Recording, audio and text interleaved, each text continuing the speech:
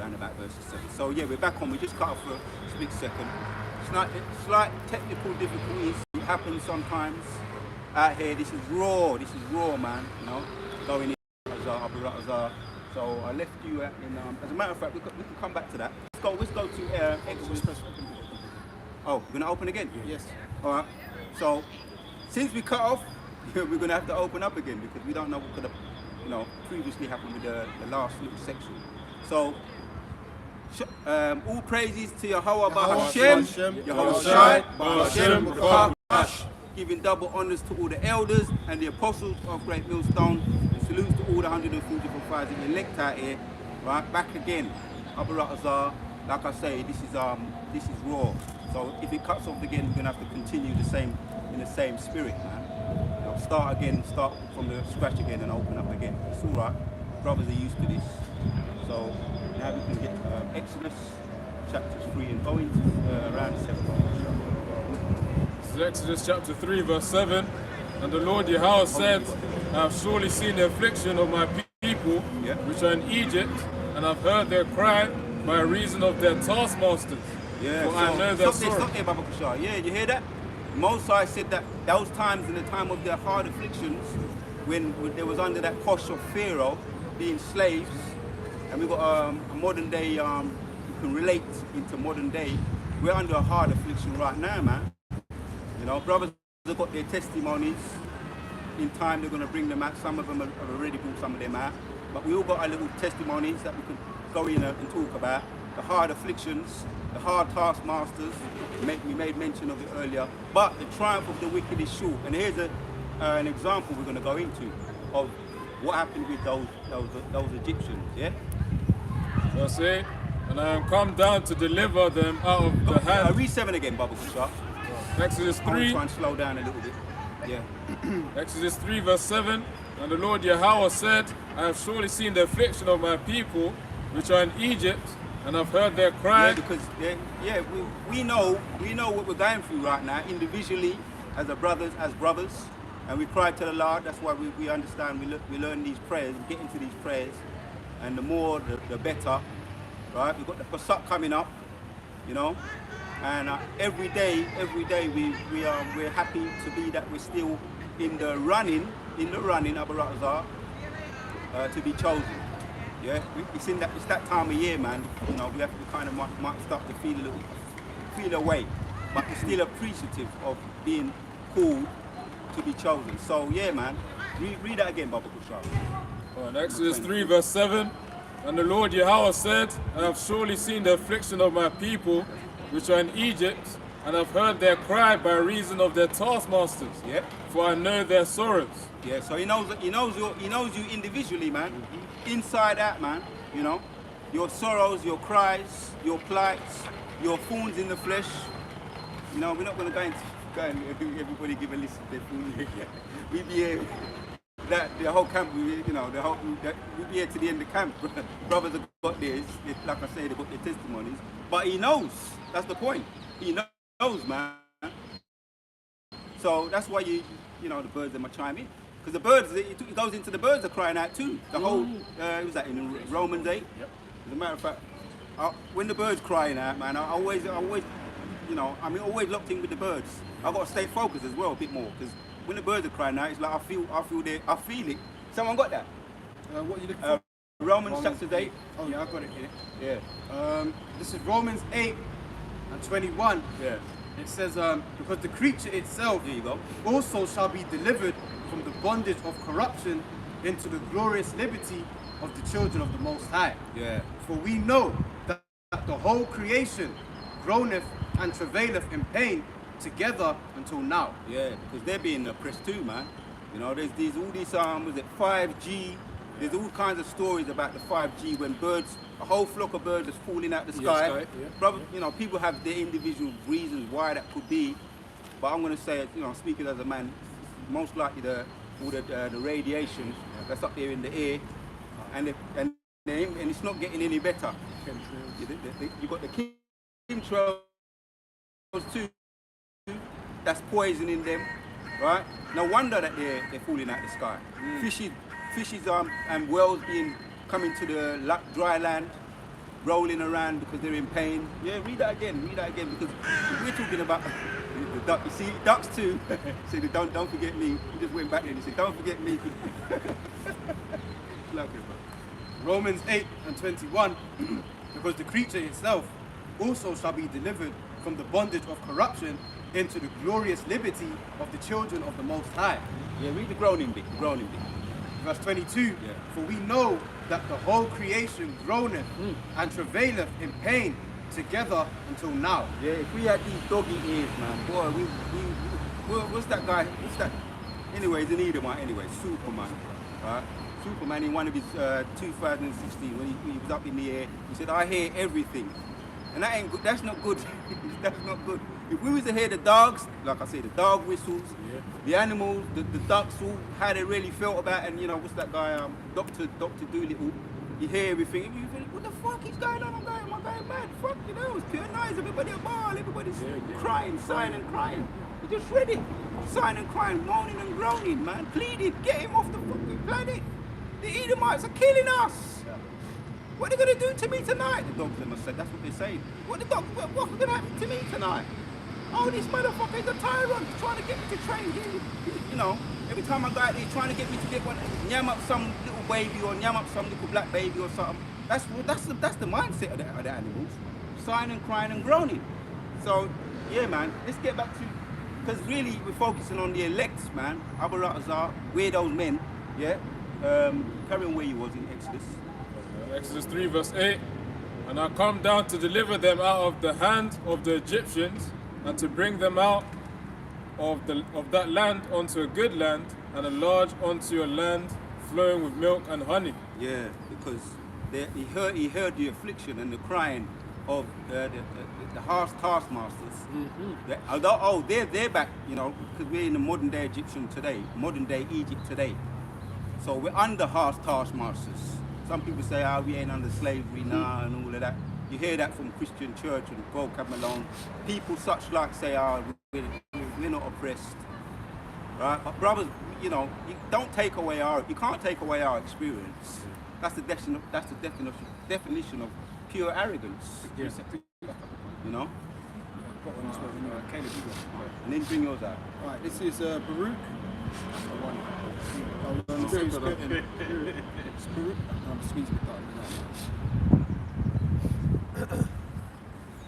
Right, this is Baruch chapter 3 and verse 8. It says, behold, we are yet this day in our captivity, where thou hast scattered us for a reproach and a curse, and to be subject to payments according to all the iniquities of our fathers, which departed from the Lord our God. Yeah. So those curses are on us. We're feeling it to this day of our iniquity. You can ask Levi over there in Haiti right now. You know, he's the tribe of Levi, the Haitians there. Because I was watching a little bit of it, right, and on the news, and you know the uproars, the uprising, the soldiers, people getting put. One woman, I'll give you two interviews. One woman, they said that the soldiers came into her house and tell her to get out of the house, and she's now out of that, you know, she's homeless now with nothing, and they're occupying her house. And you had another interview with an American citizen whose family is over there in Haiti. He went over there, he said he was in some form of transport, and they came on the transport, it might have been a bus. They came on and they said to him, who are you? And he showed them, and they took his passport, his American passport, he's an American citizen. They took his passport, all his belongings, and now he said he's over there stranded, he can't get back. Now he's a Haitian now. Fair game for what's coming down the pipe. More stranded again. So he's fair game. Anything can happen to him. So that's the life now they're living over there in Haiti. Brothers are talking a little bit about that, you know. Someone that appreciates. Yeah, so you know this is the plight that we're under, right? They're getting it a bit more over there in Haiti because if you look up a little bit of history about the old revolutionist Toussaint Louverture. Remember hearing about him a little bit. He was the one that fought for the Haitian freedom, for them being under slavery around the 17th century. Toussaint Louverture. about him. But he fought for as a matter of fact, tapping Toussaint Louverture. Who was Toussaint Louverture? Let's touch on that. Alright, how do you spell the first name? Is it T-U-S-H-A-N? Let me just check it. T-O-U-S-S.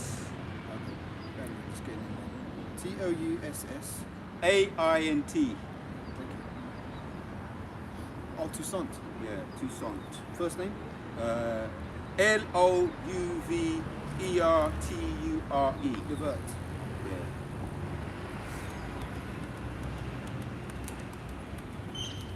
I did a video on it a little while back, and I don't know if it could have been taken down or Right. not. This is the guy. What do you Yeah, want? that's him. What do you want about So him? what did he do, man? What did he tap in?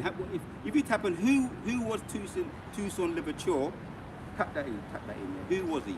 Okay. And then we go into a little bit about that, because I know, some don't know, but he was a Levite, man, a Levite warrior. Right, I've got it. No. Yeah. This is from Wikipedia. It says Toussaint Louverture Yeah. says he was a Haitian general the most prominent leader of the Haitian Revolution during his life. Louverture, if we're pronouncing that correctly, first fought and allied with Spanish forces against Saint Dominique royalists, and then joined with Republican France, Governor General for life of Saint Dominique, and lastly fought against Bonaparte's Republican troops. So that would be fought against. And as a revolutionary leader, Louverture displayed military and political acumen that helped to transform the fledgling slave rebellion into a revolutionary movement, along with Jean-Jacques Dessalines. Yeah, Dessalines. Yeah. Louverture is also known as the father of Haiti, Yeah. as one of the fathers of Haiti. For those that you could be sure that those Haitians know about him, right? Because what they don't know is why they're under the curse is so heavy today, right? Why some of them have to. Oh, that was around 2011. They had that massive earthquake. Yeah, they got mashed up. They got mashed up, man. I remember watching that on the news. I wasn't in the truth, I was on Jehovah's team. But I was always, when you hear these so-called conspiracy theories, but I don't believe they are, right? That was a heart tip, because they remember what happened, what Toussaint Louverture did, that fight, and they're always worried. They know that the Haitian people are warriors, just like all the other tribes, but they know that they're exceptionally warriors, the Haitians, yeah? Is that when all the singers got together? We are the world. Remember that song? Oh yeah, they had that. They did it for Haiti as well, Yeah, no? Yeah. So, well, that was, at the end of the day, the revolution is still going on. Them being oppressed, so that they don't rise up again. After that, I mentioned about that earthquake. A lot of people were dying on the streets, man. Oh, and that. Anyway, I'll leave that one now. But children was going missing. Right? They had the what's the ex people? What's the people that go over there and they say they're going to rescue people? Red Cross? They got a Red Cross, and Oxfam as well. Oxfam, and they done research on these people. A lot of them was over there to pedos. Yeah. You understand? Children were going missing. Oh, they had what they call that? Kidney transplant, underground transplant, organ trafficking. So that was all. We're going to get back to the scriptures, but I just wanted to get into that little bit of history. They don't know why they're suffering the way they are. And every time I watch it, I'm thinking to myself, do they even know why they're so oppressed? One of the most hard trodden down people right now. A lot of them still eating mud cakes from the earthquake. Yeah. Right? Can I show this picture on the camera? Yeah, sure. I also want to read a little bit more, just a little bit more. So This is the character, Toussaint Louverture. yeah, go back to Exodus 3. Again, hold it one second. Yeah, read it. Get the date. People are into dates. Right, so it says he was in office from 1797 to 1802. That's 17th century. yeah, so that's about 797, 893, about 5 years. So 1797 in office to 1802. He was born on 20th of May 1743 and died on the 7th of April 1803 at age 59. Yeah. What was the cause of death? Let me find out for you. Because I know, but for the camera's sake, we'll get into some, see what Google says, if they tell the truth or if they lie.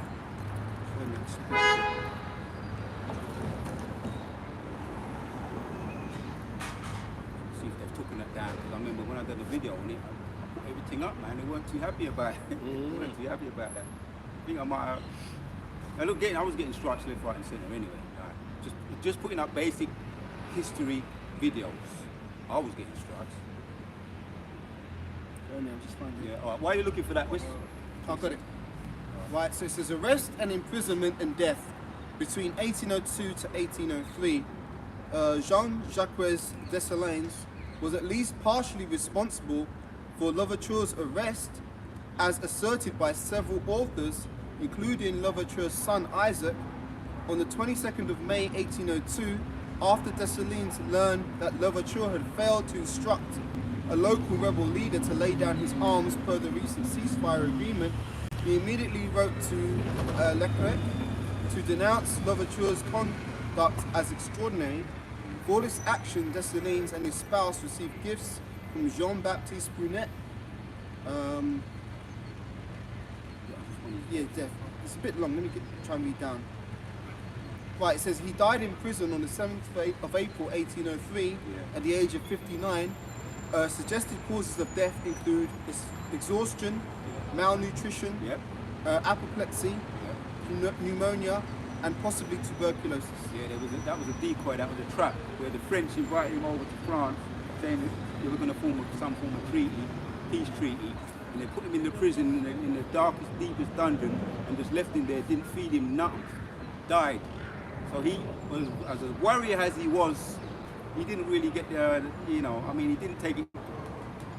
Never trust your enemy. The scripture says, never trust your enemy, but there was a chink in the armor. That's what got him deleted in the end.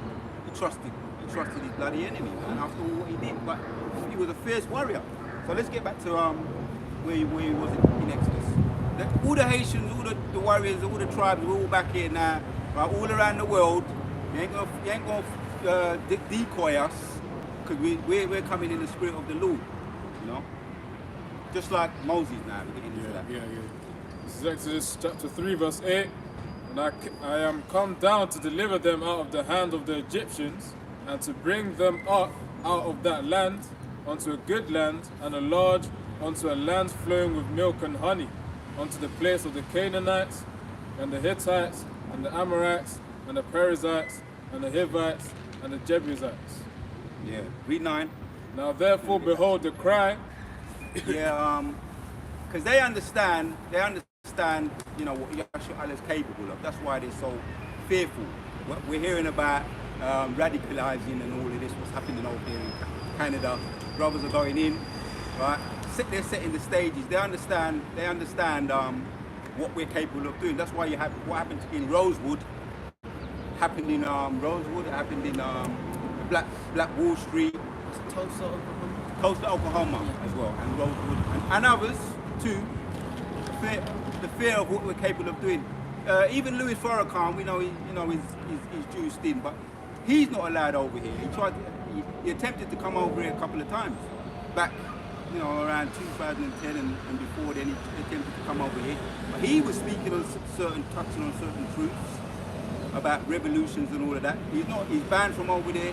Even Tariq Nasheed, he might be a low level, juiced in, but he's banned from coming over here. Every time he comes over here, they lock him in the customs. They give it, and he says it, the English. He says the English. They're so polite about it. They make one phone call and they say, no, where is he? We won't accept him. And he says, doesn't matter what he do. They're so polite about it, but he's not allowed in. Yeah. So they understand, but you see, that's why they're worried about us. We're here. Yeah. You understand? So read that again, 9, and then go back to that. We got something bigger than flipping all these little revolution things going on. It's not self-willed. It's not about being self-willed. It's about the backing of the Most High. Yeah? Exodus 3 and 9. Now therefore behold, the cry of the children of Israel is come unto me, and I have also seen the oppression wherewith the Egyptians oppressed them. Right, because that's the cry. He's seen. That's what we want. It's good for us to hear that. Heads up. That's why we got our heads up, and we're about this. Right? We're doing our videos. We're putting up our prayers in the Hebrew, the Lashwan Kodash. right? And he hears every little thing, every little thing. Oh, I was going to mention Superman. When he was up in space, he says he hears everything. Well, they got that from they got that from the scriptures anyway. Because surely a God who is he that hideth himself, and the ears of the Lord, the ears, I'll say the ears, but the eyes and the ears, but the eyes are 10,000 times brighter than the sun. So he sees everything, man. Right? He hears your little, and they're little, but to us they're little. Let me say it like that. They're little prayers, little cries, little moans. You buck your toe, oh shit. You say, oh, you know, you got a little prayer, you know. Rapanaya, Wahaga, you know, heal me of this, whatever it is you are going through. That's it, you know, heal me. Rapanaya, Wahaga, heal me. Right? That's, you know, and I've got my own little, you might call tailor-made prayers for me. And he hears them. You know, like I say, brothers have their testimonies. Yeah. No. I've got, you know, so Jeremiah 51:6, flee out of the midst of Babylon and deliver every man his soul. Be not cut off in her iniquity, for this is the time of the Lord's vengeance. He will render unto her a recompense. Yeah. Read that again. Jeremiah 51:6, flee out of the midst of Babylon and deliver every man his soul. Yeah. Be not cut off in her iniquity, for this is the time. Be not cut off in her iniquity. We went into that word as well last week. Sin, bogged down in sin, plagued in sin. Be not. So we don't want to get bogged down in sin, man. And we're talking about the Christians, man. They go to church, right? They say, "I want to go and give up my praise and serve God," and they come back with more gossiping about sister so and so. You know what brother so and so did? You know what sister so and so was doing in the church? Them wicked, you see them backbite, them tell lie upon me. I'm happy talking from experience a little bit. but I know that, you know, Benjamin in the Pentecostal church, man. You know, pure gossip is, you know, I think he got into that a little bit in James. Yeah. You know? Yeah, you get in the car with them, yeah? And they'll be in the church, all right, Sister Gertrude, next weekend. And then they go in the car, blasted backside idiot. He just said goodbye. He did, man. You know? Oh, man. Yeah. Boy, hypocrite, backbiters, goes into that. You don't have to get it. But brothers know the drama. So yeah, the Most High, he heard my prayer. He heard my prayer on that one there. Get me out of that. You understand? Out of the fire in the frying pan, man. I got baptized in that job. Word. So yeah, go on. You ready? Yeah. Micah 2:10, arise ye and depart, for this is not your rest, because it is polluted. It shall destroy you even with a sore destruction. Yeah, that's what it would do. Getting bogged down with this sinful nation, this sinful generation, man. That generation. And yeah, Abba Ratazar, every time I walk the streets, because I do it as minimal as I possibly can, I feel like a fire burning inside me, man. Just like, I want to clean this shit up, man. I want to clean it up, you know. Where your whole, imagine me, I'm saying that, but imagine how your whole shot is feeling, man, right now. You got a precept? Yeah, bring it up. Rob, you finished, brother? Yeah. Romans 12:19. Dear beloved, avenge not yourselves, but rather give place unto wrath. For it is written, vengeance is mine. Yeah. I will repay, saith the Lord. You got all these crackheads now walking down the street now, you know? All nations now. Ishmael getting jacked up now too. Oh, we know about what's going on over there in the Middle East, getting jacked up, right? We know about Ease walking, shuffling down the road, begging you for money. Nah, that's all right, because I was brought up in a time when I used to get chased, right? You know, you don't have to go too much into that, but you know, certain areas, brothers know, when you look at certain areas, you know, you have to be on your P's and Q's, you know? You might end up getting chased, man, certain places down in the east. But Abba Ratazar, the Most High, delivered me out of all those cases there, you know. So I've got a precept for you. Right, bring that next one. This is 2nd Ezra 15, starting at 6. For wickedness hath exceedingly polluted the whole earth, and their hurtful works are fulfilled. Therefore saith the Lord, I will hold my tongue no more as touching their wickedness, which they profanely commit. Neither will I suffer them in those things in which they wickedly exercise themselves. Behold, the innocent and righteous blood crieth unto me, and the souls of the just complain continually. Yeah, and we're going to continue to do that because we saw the example of what happened with Moses in Egypt, the hard taskmasters. And was he heard? He was heard. Right? And all those 10 plagues that came upon the end. See the bird are chiming in again. You see? So yeah, we're heard, man. The animals, they're gonna join the charge too. You know, what's that? There was one of those old movies where the pigeons started. The pigeons, all the pigeons. Crows. Yeah, the crows. So the birds. Right, yeah. Crows. And I was doing some research on ravens. Ravens too. You know, Benjamin's son, Raven like a wolf, and I went into that a little bit. Right? It could be like plundering something or making a holy nice, and it goes back to the birds. So they can do that too. Birds can start attacking these people. There's a precept for The that. movie Ravens, and they started to just grab hold of this goal. They came out of a building, I think it was the church, they all ran into the church, and the Holy Crows were waiting for people so they could yam them up. So we're going to be able to do that if the Spirit, you know, if that's what the Most High puts that Spirit on us, where we can, you know, manipulate the bird's mind. The Scripture says we're going to be in sync with them, in league with them. I'm going to tell you something, because there's something happened yesterday on television where how these two people playing tennis and a swarm of bees come and attack the whole game, right? And they had to stop, they had to put it to a pause for a little bit. You know? Tapping bees attacked, bees attack on tennis court. So something like that. See, You're the right. Spirit of the Lord. You're right, brother. You're right on the birds and bees and stuff. But just to qualify the scripture you mentioned about Genesis 49 and the ravens, it's the word raven like a wolf, meaning that Benjamites are gonna roll in packs, like wolves roll in packs. Benjamites are gonna roll. That's why Benjamin, they're very on war, but they're only like that when they're around their friends. If you get a bunch of Benjamites together, what? Yeah, because they're together as a pack of wolves. So Benjamin shall raven like a wolf, meaning that he's gonna run around on badness when he's with his friends. But on the bees and birds thing, Like hyenas, they're only powerful within the Hyenas, pack. gang packs.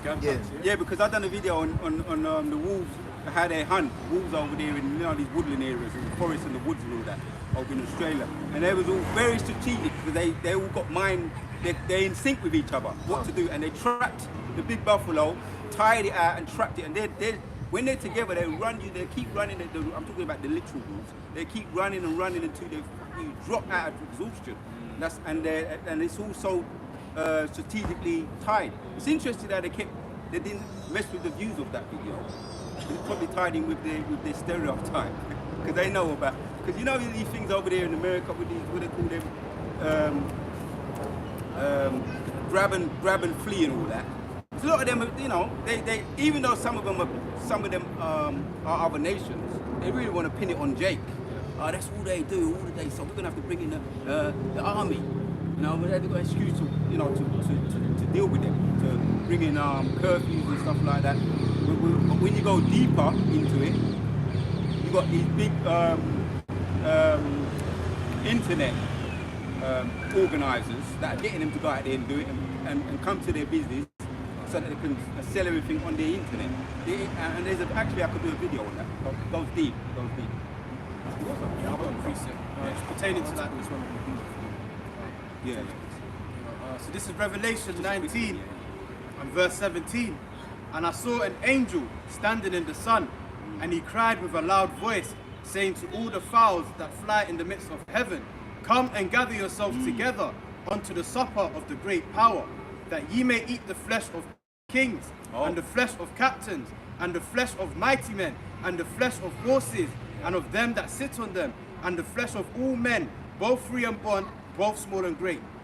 So the angels, the chariots, the angels, right? They've actually got the ability to do that. They've done that, and those scavenger birds, they're going to do that again because they clean up the earth, don't they? The scavenger birds, dead bodies, vultures, and over in Jamaica they call them drunk rock. But you know them, right? They hover over, you know, before if they see it, they smell any kind of death, or sense death. May not be no death, but they sense death nearby. You're near to death. They're going to watch over you and just keep going over until you actually die. And they're going to swoon in us. Again, that gang-like mentality. They come from nowhere and they just pass you up.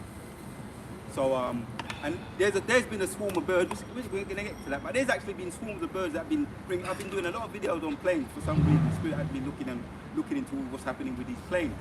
My own little, I speak as a man for most of it, but the chariots are doing that. But also you've got a load of birds that just go into the engine of the engines of the planes, aeroplanes. And we know that there's nothing is coincidence. This is the Most High's movie. So that goes back to the precept we just read. Most High's in control of everything, man. And I mean, if we're on a low level, we see the animals, you know, how the Most High's using the animals. Potentially, how we're going to be in sync, in league once again with the animals. So somebody get that precept where it says, study the birds and they shall teach thee. Yeah. Job chapter 7:12 or the other way around. But it's in Job chapter 7:12 and 7. Good precept.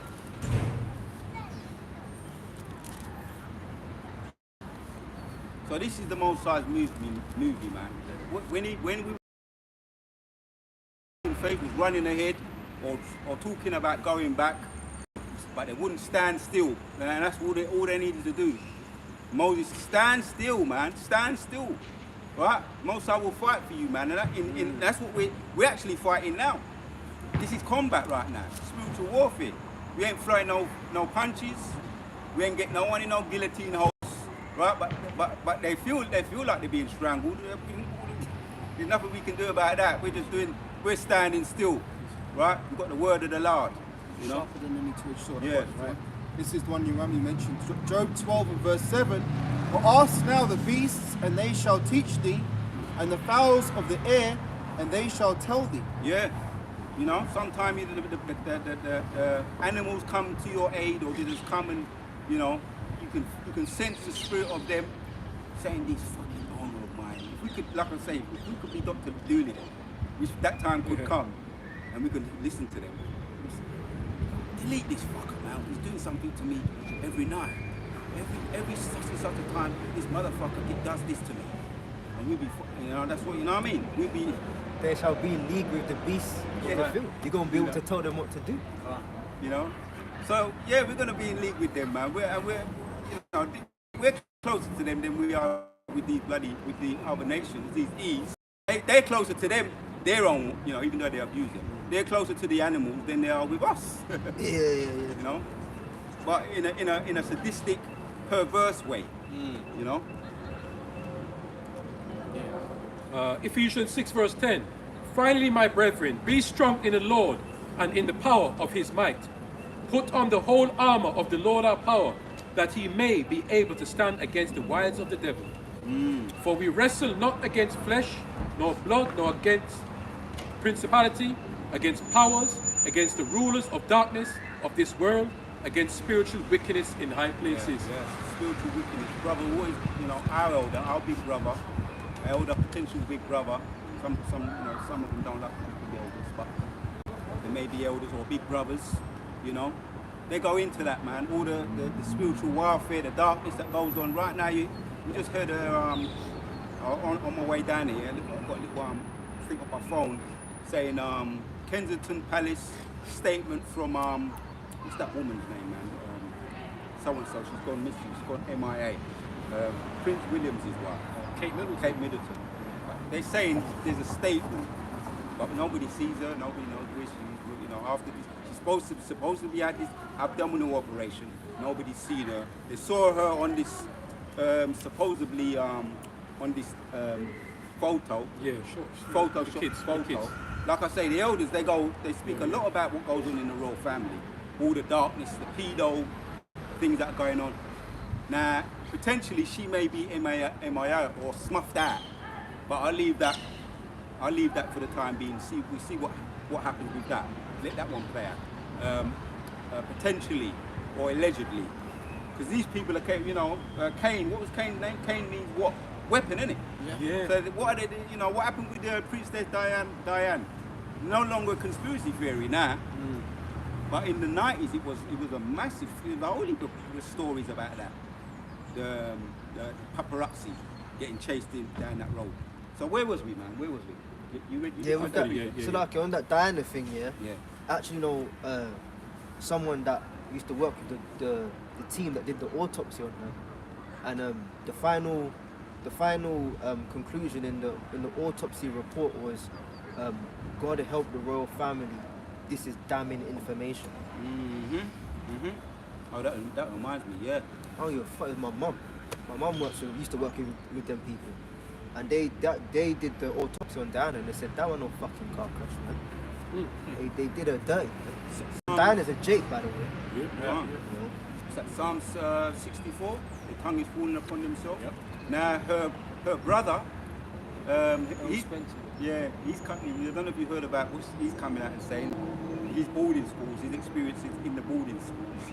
He said he had these Edomite women, which some brothers probably wouldn't mind. But they was coming around and doing all kinds of things to him, right? What they call them, nurses. You know, the people in the residential schools, the boarding schools, grabbing him up, fondling him. He said it recently. It's on the news. Who said that? Diana's brother, Earl Spencer. It's all up in the news, man. Again, is that the Salaki? Is that the one where he said, I've been plagued by demons? Someone said that the other day. A statement. I've been plagued by demons. I've been touched since I was a boy. All right. Yeah. Let me try and qualify. Yeah. Go on. Yeah, most likely that was him. Yeah, because, and then he said when he became 12 years old, he said he started to go to the brothels and get prostitutes with them. He said because he said it was unfinished business when he was 11 years old. These people are fucked up in the head, man. You understand? We don't look up to these people. You know, our elders always go. You know, our elders are big brothers going to all the things that they do in the dark. What is in the what? Yeah, find that one. So it's, the tongue is falling upon themselves. So we don't look up to these people. Let it come out. Bring out that little thing, because I was talking about the animals, and I like when things like that happen. The bees, yeah. Yeah. Right. This is from get back up here. When I used to follow tennis a lot, now you got Novak Djokovic. I think the guy that was plagued by bees, their match, he was the one that beat Novak Djokovic in the Wimbledon final. So Right, so like this is from BBC News. Indian Wells, bees swarm court as Carlos Alcaraz beats Alexander Zverev. Yeah, that's the guy. Yeah, he won the Wimbledon. Yeah. Carlos Alcaraz was stung on the side of his forehead when a swarm of bees descended on his Indian Wells quarter-final against Alexander Zverev. Umpire Mohamed Laini was forced to suspend play. Was forced to suspend play in the third game as the bees invaded the court in California. The match was delayed for 1 hour and 40 minutes before the defending champion Alcaraz won 6-3, 6-1. So he did win. It's like a yeah, go on, no, read on. For sure, this is the most unusual match I've ever played in my career. Wimbledon champion Alcaraz said there was just a few of them, but I saw the sky and there were thousands flying, stuck in my hair and going into me. So going to me, not into me, going to me. That was an infestation, yeah. How long was this, Salakia? This article is published on the 15th of March, yesterday. Wow. Yeah. Oh, and we're talking about animals, see? There's more. It says there are thousands of them flying. They got stuck in my hair and they were going around me. It was crazy. I tried to stay away from them, but it was impossible. Yeah. I'm a little bit afraid of them. Yeah. I had to stay safe and I was running everywhere. You ran off the pitch. Yeah, go on, say something. Yeah, that's true, because multiple bee stings can actually be fatal. They can paralyze you. I know that. I do know that. I've done research on that. Yeah. Are you finished? No, there's more. It says, I'm a little bit afraid of them. I had to stay safe and I was running everywhere. The bees were particularly attracted to the spider cam, a TV camera which moves above the court on cables. Once the players had left the court and spectators had been removed from one corner of the stands, the tournament beekeeper arrived. He used the vacuum to suck the bees out of the camera and into a cage so they could later be released, and that appeared to resolve the problem. However, a few of the bees continued to trouble the world number 2 Alcaraz on his return, and so the beekeeper was recalled. He walked onto court to a jubilant reception to spray the scoreboard before walking back through the crowd, where he exchanged a high five and posed for selfies. This area at this time of year can be a hotspot for bees, with all the flowers blooming and blossoming. Tournament organisers said in a statement. Yeah, that's it. Yeah. You got something, you ain't. Yeah, I got something, yeah. But that just reminds us of when the Lord said he will plague Egypt as before, you know, the locusts and infestations. So I just want to qualify this because he's talking about Earl Spencer, right? This is from the Sky News published on Sunday the 10th.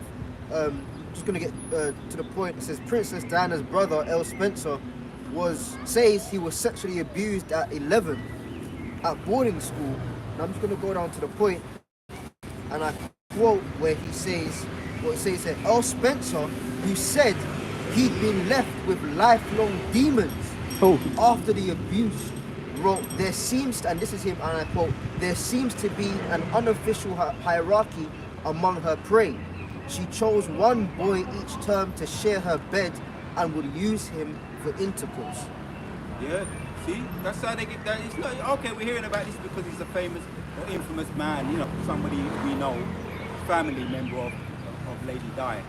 So we're hearing about it, but this is what, I was in the children's home at a young age, I'm not going to touch no detail, most have protected me, but I let that thing ain't nothing new with them people, right? Pain, and dogs and all them things, what they do. You know, a dog is just like another jumper when no one else is around for them. Yeah, a dog. When no one else is around, that's another jumper. Some of us may have a jumper when, you know, a woman ain't around, we might have a little jumper. When no one's around, they have a jumper, a dog. So, we know about them. You understand? Anyone got a precept? Yep, good precept. This is Proverbs 3:31. Envy thou not the oppressor, and choose none of his ways. Yeah, so there's no barriers with them, man. Little 11-year-old youth. Maybe he wasn't enjoying it when he was 11, but when he got a bit older, this is when he visited a prostitute, because he was abused, violated. That's it, man. Yeah. Luke, I got the one in Luke for you. Yeah, but I wanted to make a point about that is the bees, yeah, because see, Egypt will be plagued. I will send their apparitions, their fears upon them. Now, this guy probably got some deep phobia, and they wanted to use one of their center stages because we're going to start hearing more of it. This where everybody's watching, because a lot of people do follow tennis. Now you got you got other sports stadiums that are famous.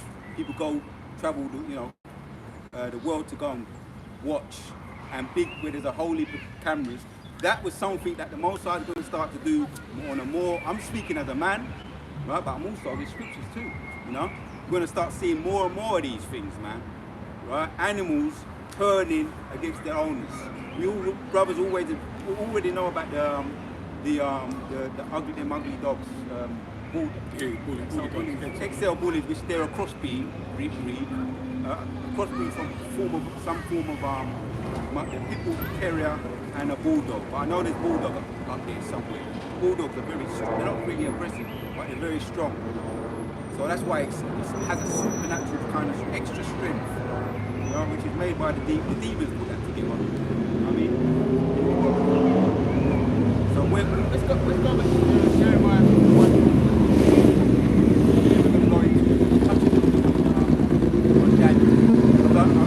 I made a little example of Moses. There's some good examples in with Daniel too, and the young men that coming up. Shadrach, Meshach, and Abednego. This is Jeremiah 51, verse 7. Behold, Babylon hath been a golden cup in the Lord's hand, that made all the earth drunken. The nations have drunken of her wine, therefore the nations are mad. Yeah, everybody's mad, man. The more you look into it, which when it says mad, it means mad on their philosophies and their ways of life. Social media, people are drunk on social media, and when I say drunk, yeah, drunk, literally drunk, with all these kind of fentanyl and all of that passing out. But the philosophies of the world, You know? Yeah, because they got last week they got withdrawal symptoms, right? Yeah. Was it Instagram was down Yeah. for a few hours? People was bugging out. You know? So it's true, it's a drug, and then when the internet goes down, they start, you know, like when someone's got withdrawal symptoms, they're on high drugs, they start shaking. Instagram was down, they were shaking, man. There was this, when I was in jail, one of the older guys, he's got his daughter, and his daughter was rebelling. He took the phone off the little innocent girl, you might have thought. And that's when you saw the demon come out of her, boy. He took the phone off. That's a good point. There was a video that brothers circulated through the chat some months ago, maybe even a couple of years ago, of a Jake woman going around her house with a camera, showing the damage that her son had done because she took his phone from him. And the son had gone wild, he smashed the toilet, fucked up the bathroom, all this kind of shit just because she took his phone away. You know, like, you know, toilets and sinks, they're enamel. Yeah, That's like that's heavy heavy shit. duty. The sink was cracked in Right, half. open, man.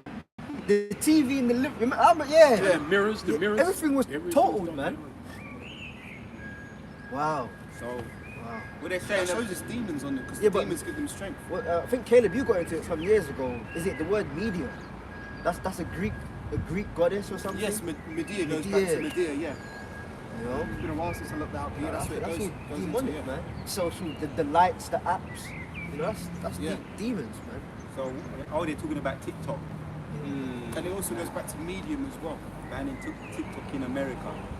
They're saying is because they're worried about the you know, what they call it,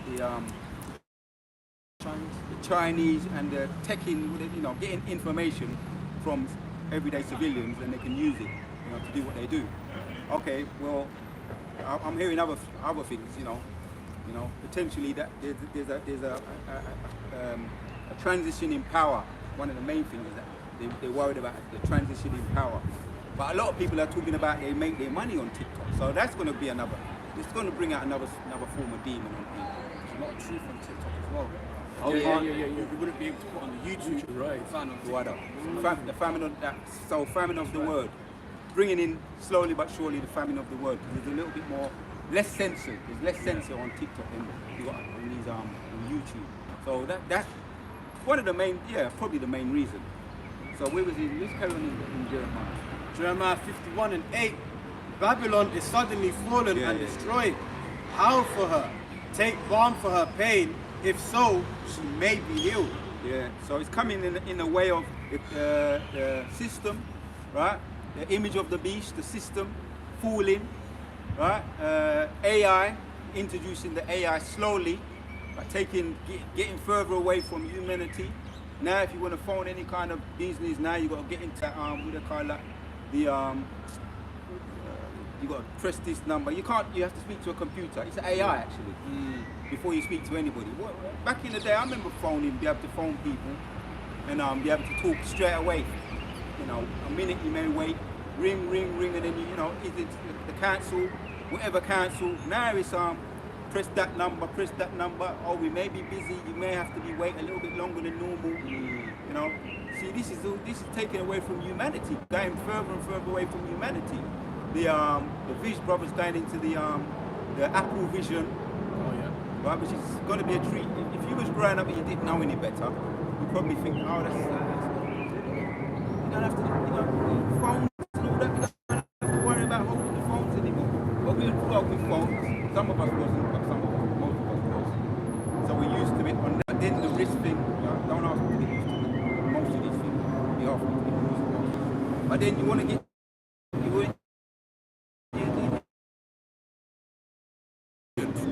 brothers are breaking into that. All you got to do is, some people say they want to use it while they're driving, which is going to be more accidents. So we mentioned the word, read 7 again, because I want to get my train of thought. Jeremiah 51:7. Babylon has been a golden cup in the Lord's hand that made all the earth drunken. The nations have drunken of her wine. Therefore, the nations are mad. People are mad. People are crazy. If you can get a decent conversation out of people today, you're good. You know, as far as just a decent conversation. You know, because people are all mad on, like we mentioned social media, but they're on some form of, fentanyl or some kind of stuff. And trust me, man, other brothers are with those guys. We're gonna have to. We've got the solution for the problem. We don't say no more about that. Carry on reading in 8. Babylon is suddenly fallen and destroyed. Howl for her, come for her pain. If so be, she may be healed. She's in pain, she's squinching up now, right? The Queen, was it the Queen last year? She got deleted for so-called natural causes. Prince Philip as well. And people, trust me, people are buying about the Queen. Yeah. My dad's generation, all that, even on the so-called black people, that generation, you know, they ain't got nothing bad to say. Don't say nothing bad about the Queen. Pure madness. But like I'm saying, the pain, people are in pain, yeah, for her balm. If so be, she may be healed. That's the spirit. You brothers hear that? Yeah. So when he said pain, it was like a gut-curdling cry. Wow. I heard that. See? That goes back to what was happening in the time of Egypt. They was Screaming, yeah. Screaming. You heard that, bro, innit? Yeah, it was behind. Sending their delusions upon them. Right. So Evelyn Rothschild, he was the last one to get deleted, isn't it? Jacob Rothschild. Was it Jacob? Yeah, Mr. Burns. Right. So people are what the big brothers are saying, that Revelation 12 and 12 might step up their game a little bit. Revelation 12 and verse 12. Therefore rejoice ye heavens, and ye that dwell in them. Woe to the inhabitants of the earth and of the sea, for the devil is come down unto you, having great wrath, because he knoweth that he hath but short time. So that's why we're hearing more about this Canadian thing, radicalization. Yeah, you know? the article they put through to stop people from preaching the Bible. Yeah. So why would we fund people like that? Right? They're talking mainly about Ishmael, but we know they come sideways. You know, the serpent is subtle, and he doesn't come straight, he comes sideways. You know, tries to get you while you're not looking. Give you a hug and then, you know, stab you in your back. So that's where we were. So yeah, we were just talking a little bit about that. So read that precept again, so I'll get my train of thought. Revelation 12. Yeah, that was the one. Yeah, that. Revelation 12 and 12.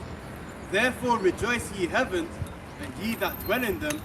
Woe to the inhabitants of the earth and of the sea, for the devil is come down unto you, having great wrath, because he knoweth that he hath but a short time. Yeah, that's it. That's all from that. They want to step up their game, because no matter what way they turn them, they cut it or slice it, right? And don't matter how many heart operations they get, these elite, the puppet government. Mosai, if he says, right, let's see, or days are numbered, that's it, man. Days are numbered, man. As a matter of fact, we're going to hit that. Get into that. Yeah, I've got that one for you. This is Sirach 8 and 8. It says, there is no man that hath power over the spirit to retain the spirit, neither hath he power in the day of death, and there is no discharge in that war, neither shall wickedness deliver those that are given to it. Yeah. Nobody has power over the spirit. Because all of us, see, from the time we came, right, on the earth, there was an egg timer. The Most High knows it. Nobody knows the day or the hour, or our individual. Nobody knows when Yehoshua is going to return. Only, not even Yehoshua. It's very similar with our numbers. Our days are all numbered. Some of us may not have to taste death. Right? The scriptures talk about that too. But these elect, we actually open with it in Job chapters 20. Right? The triumph of the wicked is short. But for a moment, so that's why we, you know, that's empowering for us, right? Because Abarat are the elect, right? Was it saying 2nd Ezra 6? They call it in the wilderness, you know, pilgrims in the earth. I got something here. Isaiah 41 verse 10. Fear thou not, for I am with thee. Be not dismayed, for I am the Lord. I will strengthen thee. Yea, I will help thee. Yea, I will uphold thee with thy right hand of my righteousness. Yeah. Behold, all they that were incensed against thee shall be ashamed and confounded. They shall be as nothing, and they that strive with thee shall perish. So wherever we find ourselves, yeah, it's the Lord's movie. If we find ourselves in a concentration camp, right, we just hold it down keep your medicine strong, right? All the scriptures are all up there in the head anyway. As they say, the cat is already let out the bag. But there's a famine of the word on social media. The cat is already let out the bag. If you've been sealed, Abu Razak, in the spirit, brothers say maybe potentially we've been sealed now. So whatever they do, right, the cat has already been, whatever way you look at it, the cat has already been let out the bag anyway. The Most High is moving. So if we have to be martyred, right, that's a great honor. We had some martyrs in the past. Was it Peter? He was hanged upside down.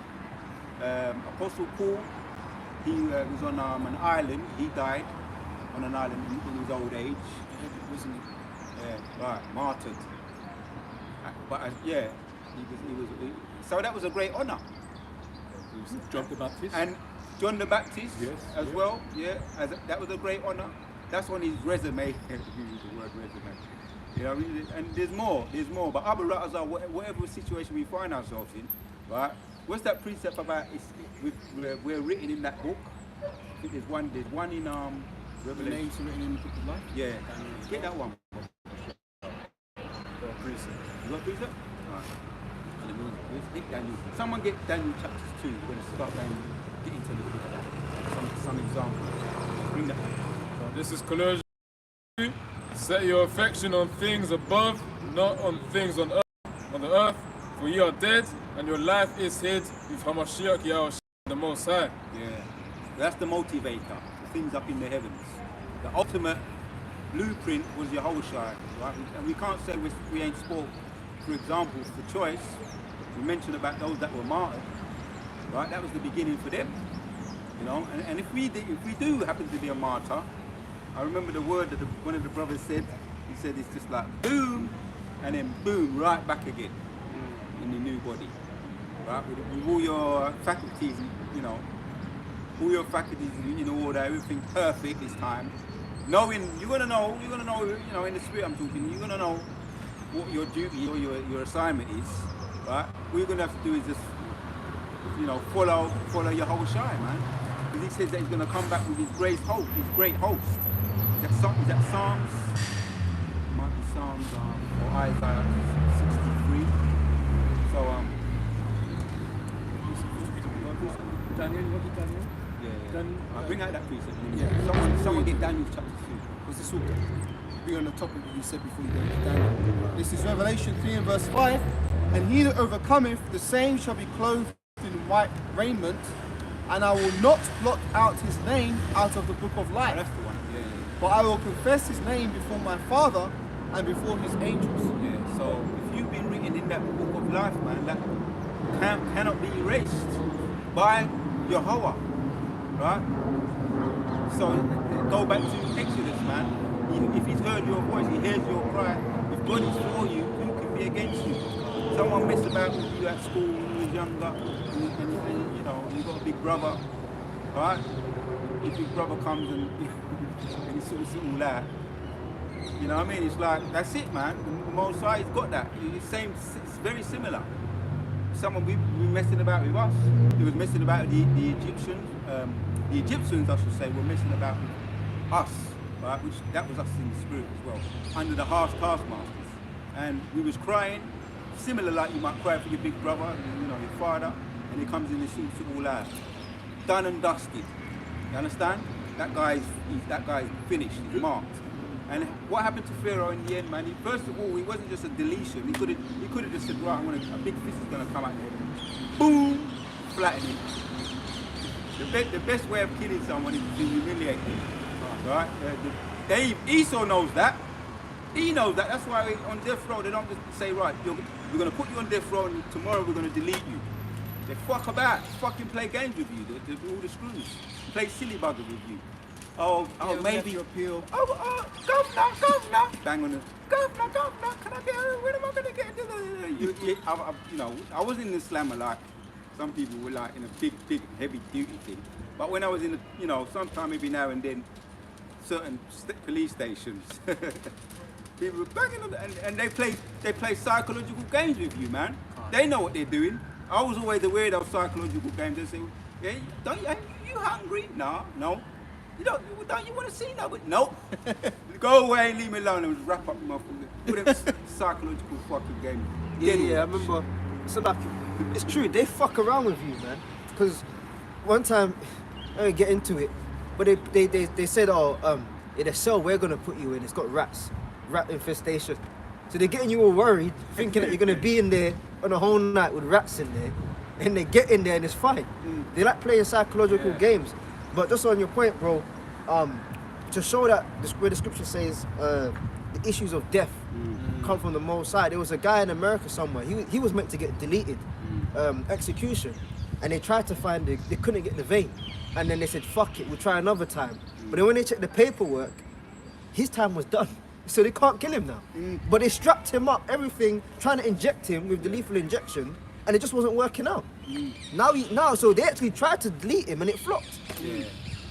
Yeah, there was this guy, it might be the same one, over in America, where they injected him with the lethal injection, and he wouldn't die. They said he was rolling around for 45 minutes and he didn't die. So I fucking, don't put anything past. Yeah, but don't put anything past them too. Like they said, right, we should torture this motherfucker. Yeah, true. You know, It's like it just reminds you of when Apostle Paul got bitten by the serpent, and they thought he was dead, but he survived. oh yeah, that was it. Yeah, and they said when they worshipped him as a god, because obviously the Most High had it that it wasn't his time to die, and they did put him on a pedestal after that. So, you know, this is something special about this guy, which there was. He was a prophet of the Lord. But even how we live now is like a miracle because we shall Yes, eat poison and live. yeah, the scripture says that, innit? They shall eat. That's in Ezekiel. We went into that a little bit last week as well. Ezekiel 4, innit? It's true, because the followers of Salakia, it's just the spirit. The followers of Apostle Paul, they said Paul as Jupiter, and was it Silas as another planet, because they tried to incorporate the Greek shit into like revering men of the Lord. So they're like, oh, Paul, you know what?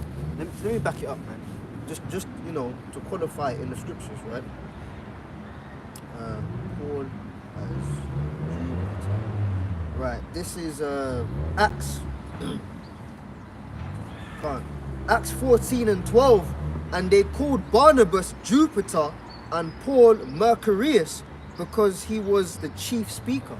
So even like certain brothers, people, they want to like start idolizing you like a god, you know, but in a Greekish way. It's the same thing today, man. That's why you got people, they'll come down to the camp and like they get starstruck and stuff. Oh, it's really you, but you saw us on the video, man. You know, but because you speak a certain type of way, like you were saying, Ahab, people marvel like, how do they do that, man? You know, how? And that's what the real question, the real people asking them questions are the elites. Because there's certain stuff that we say and they're scratching their head like, well, how do they know that? You know, how they figuring it out? These are niggas, man. You know? So they're the ones that's really asking questions. So even though they demonize us, you know, the hate speech, this, that, and the third, really they're scared of us. But that's the reason why they demonize you. They want you to be scared of them. That's it. The unseen hand of the rulership. No. They're the ones that's really scared of us, man. Because they're scared of the Lord, Yahweh Shai. Acts chapter 8, around 30 onwards. He's actually a marvel. One of the governors, Melia, he was a marvel. We mentioned Apostle Paul. We mentioned Moses. That. Oh, we talk about Marvel superheroes. There's Marvels in the scriptures, man. It's actually, you know. So, have we not told you straightly to not preach in the name of Yahweh Shai? Men of the Lord, they used to get fucked up and like beat down, like you say, beat them down and they bounce right back. Yeah? But then the people, how did they just come back? Brother, don't think that your life is just, oh yeah, go home or go shop or go home. There's demons actually that these elites, spies sending people to fuck with brothers. But week after week you bounce back. So they're the ones that's really marveling at the men of the Lord, man. Don't just think your life is some regular existence. Of, it may feel like that, but really it's the angels sustaining us. Because really and truly, we should be dead. We should be dead. We should have been dead a long time ago. Certain brothers have certain storylines. You should be dead, man. It's either you should be dead or in prison, just sitting there, waiting for dinner time, waiting for shower time, waiting for your 30 minutes of socialization, and then back to your cell. So you start talking about police and then they start driving quite by, you know? But really and truly, we should be finished. But we're out here doing the work of the Lord. Lord willing, we endure to the end. You have to ask yourself, how? Why? I've got a precept for you, brother. That's the spirit of the Lord. Yeah. You know what I'm saying? These elites up in Shropshire and, you know, the south of England, you know, doing all their stuff on farms and their rituals and their stuff. We used to see it, man. We used to see, when we were coming out of a particular location, they were going in. Remember at the Heath? They were going in to do the demonic shit. Then the dude came up saying, oh yeah, there's witches in this. They have a gathering. I thought we was part of it. No, we're not fucking part of it. But that's the point. They be doing stuff on the left-hand side too. So don't ever think that, oh yeah, just a man of the Lord, just go camp. No. This is the most important thing. The odds are against us, man. On paper, we should be dead. We should have failed. You know, they should have shut us down. Look at the news, man. Watch the news. They're talking about small pockets of groups on the corners with adverse views to that of the British values. What are you talking about? The very next week, where the fuck are we through the spirit and power of the Lord? At the camp. Right there. Even right now. How are we out here, man? We should be scared at home. Oh, I can't go outside. No, but it's the spirit of Yahweh, Ba'ashem Yahweh Shai. Ba'ashem Makak with brothers, man. Wow. You know? Let me add to your brother Yoram, yeah? Isaiah 30 and 20, yeah? And though the Lord give you the bread of adversity and the water of affliction, yet shall not thy teachers be removed into the corner anymore, but thy eyes shall see thy teachers. Well, yeah, beautiful precept. The likes of Elder High Priest Rabbi Abba Bivens, Elder High Priest Ya'iqab, Elder High Priest Ariyah, Elder High Priest King Marshall, the other High Priests, the Apostles, the Bishops on down, the Elders, right? Elder High Priest Rabbi Abba Bivens, I mentioned the list, right? They were going out when a couple of years before that, niggas were getting lynched. Yeah. And back then, they were just saying it straight. You're the white man, you're the fucking devil. A couple of years before that, niggas was hanging from trees, man. That bitch made that song. See, you know I was going. You know, bulging eyes, swinging. Devil's Punch Bowl, yeah. In the afternoon. I ain't done that for Devil's Punch Bowl. Yeah, get that, and then get, somebody can pull the lyrics of that song. Strange Fruit. We can read through a couple of them lyrics, man. Because that kind of activity was going on when our elders were out on the streets. Shy of a few years. If that, man. So again, never mind us. Just think of our teachers. How the hell have they, through, you know, I say that because it's through passion, man. Fuck hell in that, but how on earth, you marvel, how on earth is that happening? If this counsel be of men, it shall come to naught. But if it be of the Most High, that shall stand. The elder apostle Tahar, 40 years. The other elder apostles, 35 years plus. The bishops, 30 years plus. Certain elders, 20 years, 17 years. You know, how? How is this mission forwarded? It's not of man, it's of the Holy Spirit, man. Yeah, go on that, and then we're going to get... This is 1 Corinthians 4 and 9. Just 2 minutes, Ariana. You can give me back some salam. 1 Corinthians 4 and 9. For I think that the Most High have sent forth us, the apostles last, as it were appointed to death. For we are made a spectacle unto the world. See, we made a spectacle, man. Because they're thinking of the logistics of it. See, we think of the logistics of it too, but then we say, fuck the reputation of the world, man. Okay, you've got brothers that go out, used to go out in their own fucking town, man. You got family walking past, you know, you got friends of the people, you know. You may see your work colleagues out there. To the world, that's a spectacle. Well, you know, you sign certain contracts at the job, you know, that your outside activities do not conflict with that of the workplace. You got to sign that shit. When you work in a job, your free time is your free time. But when you sign that contract, there's actually a line that says your outside activities doesn't conflict with the core values of the company. So if you work for a particular company and you do something in your free time that conflicts with that, you can go to work on Monday morning. Nah, mate, we saw you outside, you're fired. And then within there, I'm an actor. yeah, that guy. I'm an actor, bro. I'm an actor. You know. So that in itself makes you a spectacle. I mean, you're brave. I mean, you could lose your job for this. Through the Spirit, we're like, yeah, and okay, you could get killed for this. Okay, fine. That makes you a spectacle, man. Because through the Spirit and power of the Lord, we're doing things that other people wouldn't dare do. And again, to reiterate, we're not saying because we're great. No, we're able to do these things because of the Holy Spirit. Go on, finish that out. 1 Corinthians 4:9. For I think that the Most High have sent forth us the apostles last, as it were appointed to death. For we are made a spectacle unto the world, and to angels, and to men. Even the angels, man. Yeah, because the scripture says they were made a little lower than the angels. Where it concerns power and stuff and ability, you know, remember a couple of weeks ago I was talking about at camp, the packages of existence. This flesh is like the lowest package of existence. The angels can do more than us, but guess what? Even in their glorified state above us in the flesh, they even look at us like, damn, they're on the earth doing that. Because angels don't necessarily have issues, as it were.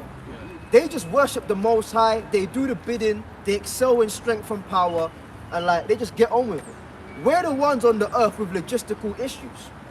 You got issues with your parents, with your woman, with your children, with your job. Yeah, you got health conditions, but still we have to push the word. So that even the angels in heaven are looking down like, damn, man, like we're thinking we want to be like them, and they're probably thinking like, I can't even do what they're doing. Yeah. Even the angels in heaven are marvel at what the elect are doing on the earth, man. So again, you have to consider by who. In what name? In what power source? It's all by the Lord, man. He sent the apostles last to be that spectacle. Finish that out. That's it on that. Oh, you got the lyrics? What's that? You got the lyrics, yeah? Let's pull that and then you got it, man. You know? This, yeah? Okay. So this is Strange Fruit. I can't remember her name. Billie Holiday. Billie Holiday, Tawada, brother. So verse 1, it says, and I ain't gonna sing it, I can't sing. Right? It says, southern trees bear a strange fruit, blood on the leaves and blood at the roots, black bodies swinging in the southern breeze, strange fruit hanging from the poplar trees.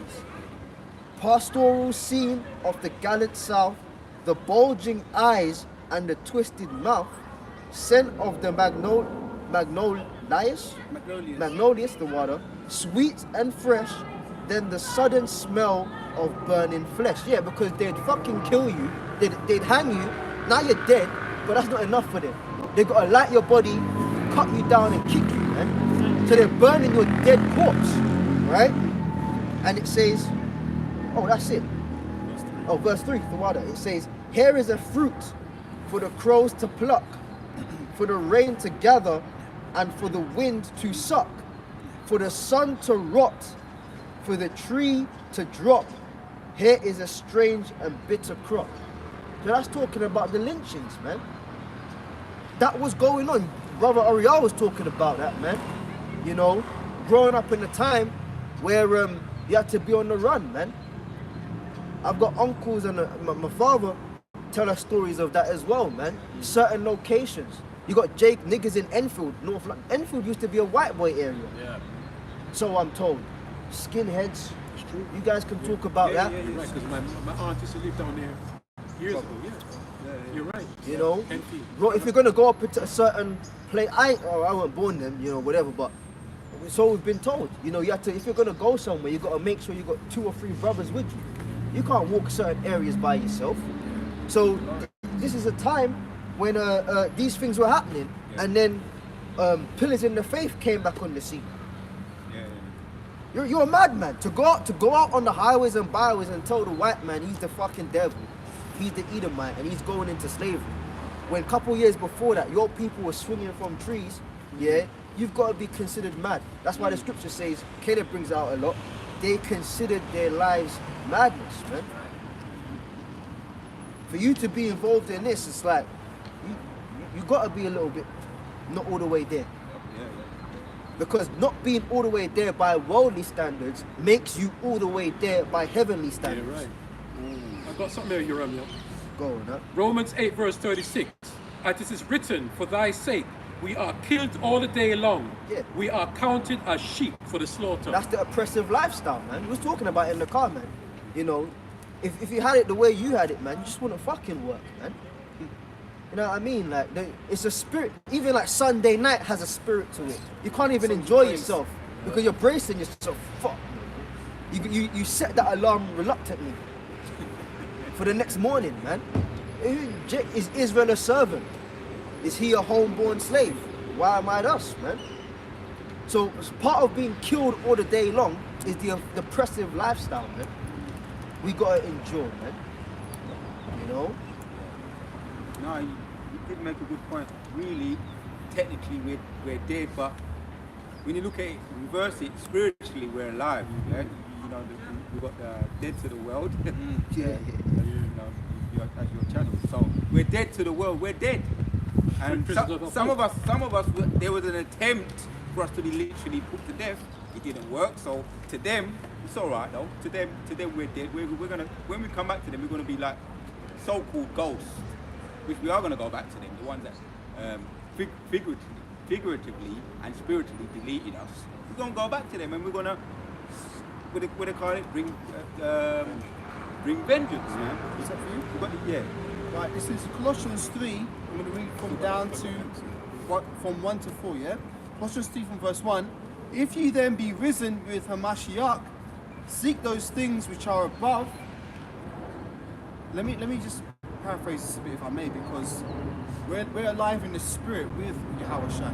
Although we're in the flesh on this earth, right now we're technically dead, but in the spirit we're living with Yahushua. Right, so Colossians 3 verse 1.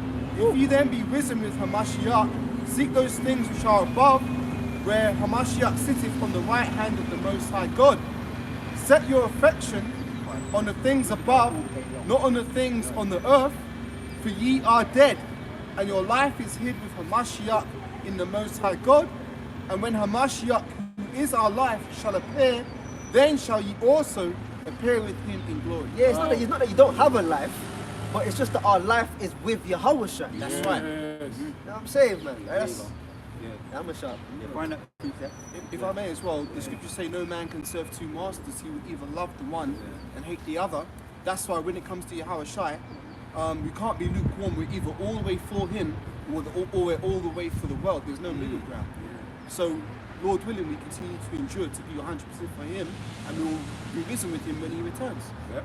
What did you call for? And the fire burns hotter and hotter as the time draws closer and closer. And the scripture says what in his heart is burning. Get that one, Baba Kusha. Isaiah 63, I think. In his heart is burning like a fire. Two of them, both of them are awful. Let's look. I want to look at a little bit of history on the Punch bowl. Yeah. Okay, good. Yeah, the punch bowl. Some of us may know, some of us may not know. Let's get into some of that. Right. I'm okay, No, thank no, you for water. No, do I? Right, this is a Wikipedia article on the Devil's Punch Bowl, which is located in Mississippi. Apparently there's one here in the UK, but I haven't looked into that yet, I just saw it come up. But the Devil's Punch Bowl was a refugee camp created in Natchez, Mississippi during the American Civil War to provide temporary housing and assistance to the freed slaves. Is that what you want, yeah? Carry on, I'll let you know. Right, in order to house the large numbers of formerly enslaved African Americans, the Union Army created a refugee camp for them at a location known as the Devil's Punch Bowl, a natural pit surrounded by bluffs. Many of the formerly enslaved there died of starvation, smallpox, and other diseases. It has been suggested by some that over 20,000 formerly enslaved people died here in 1 year.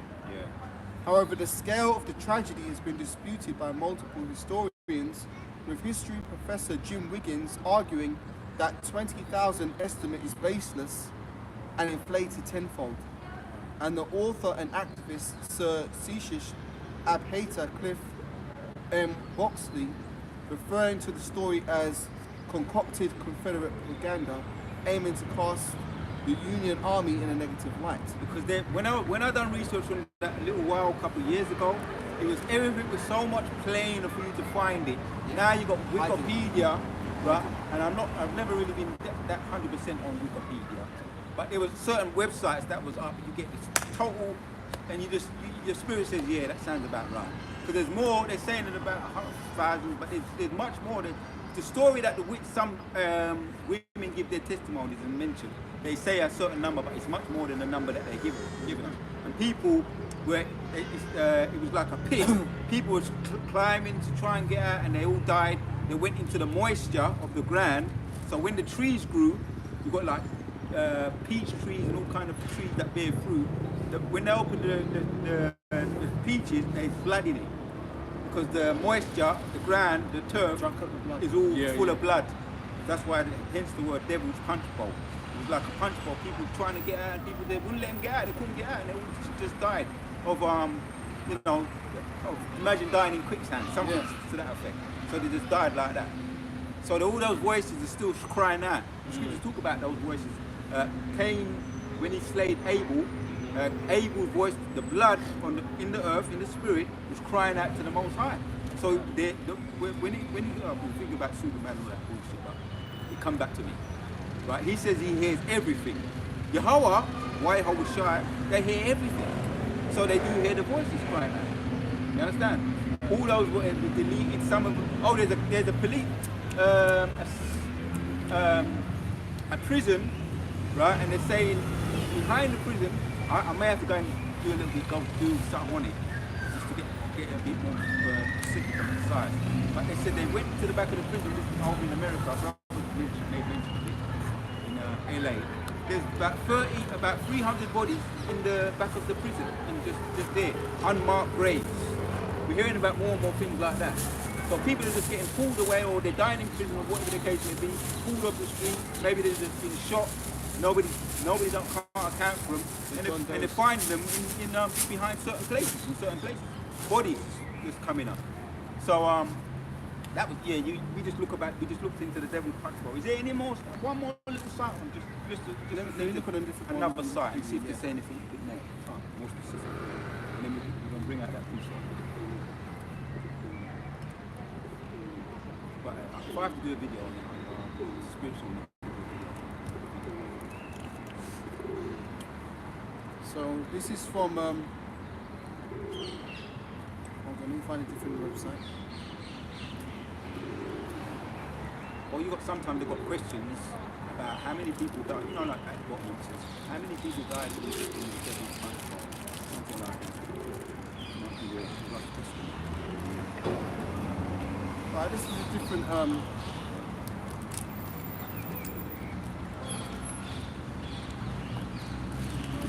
website. This is from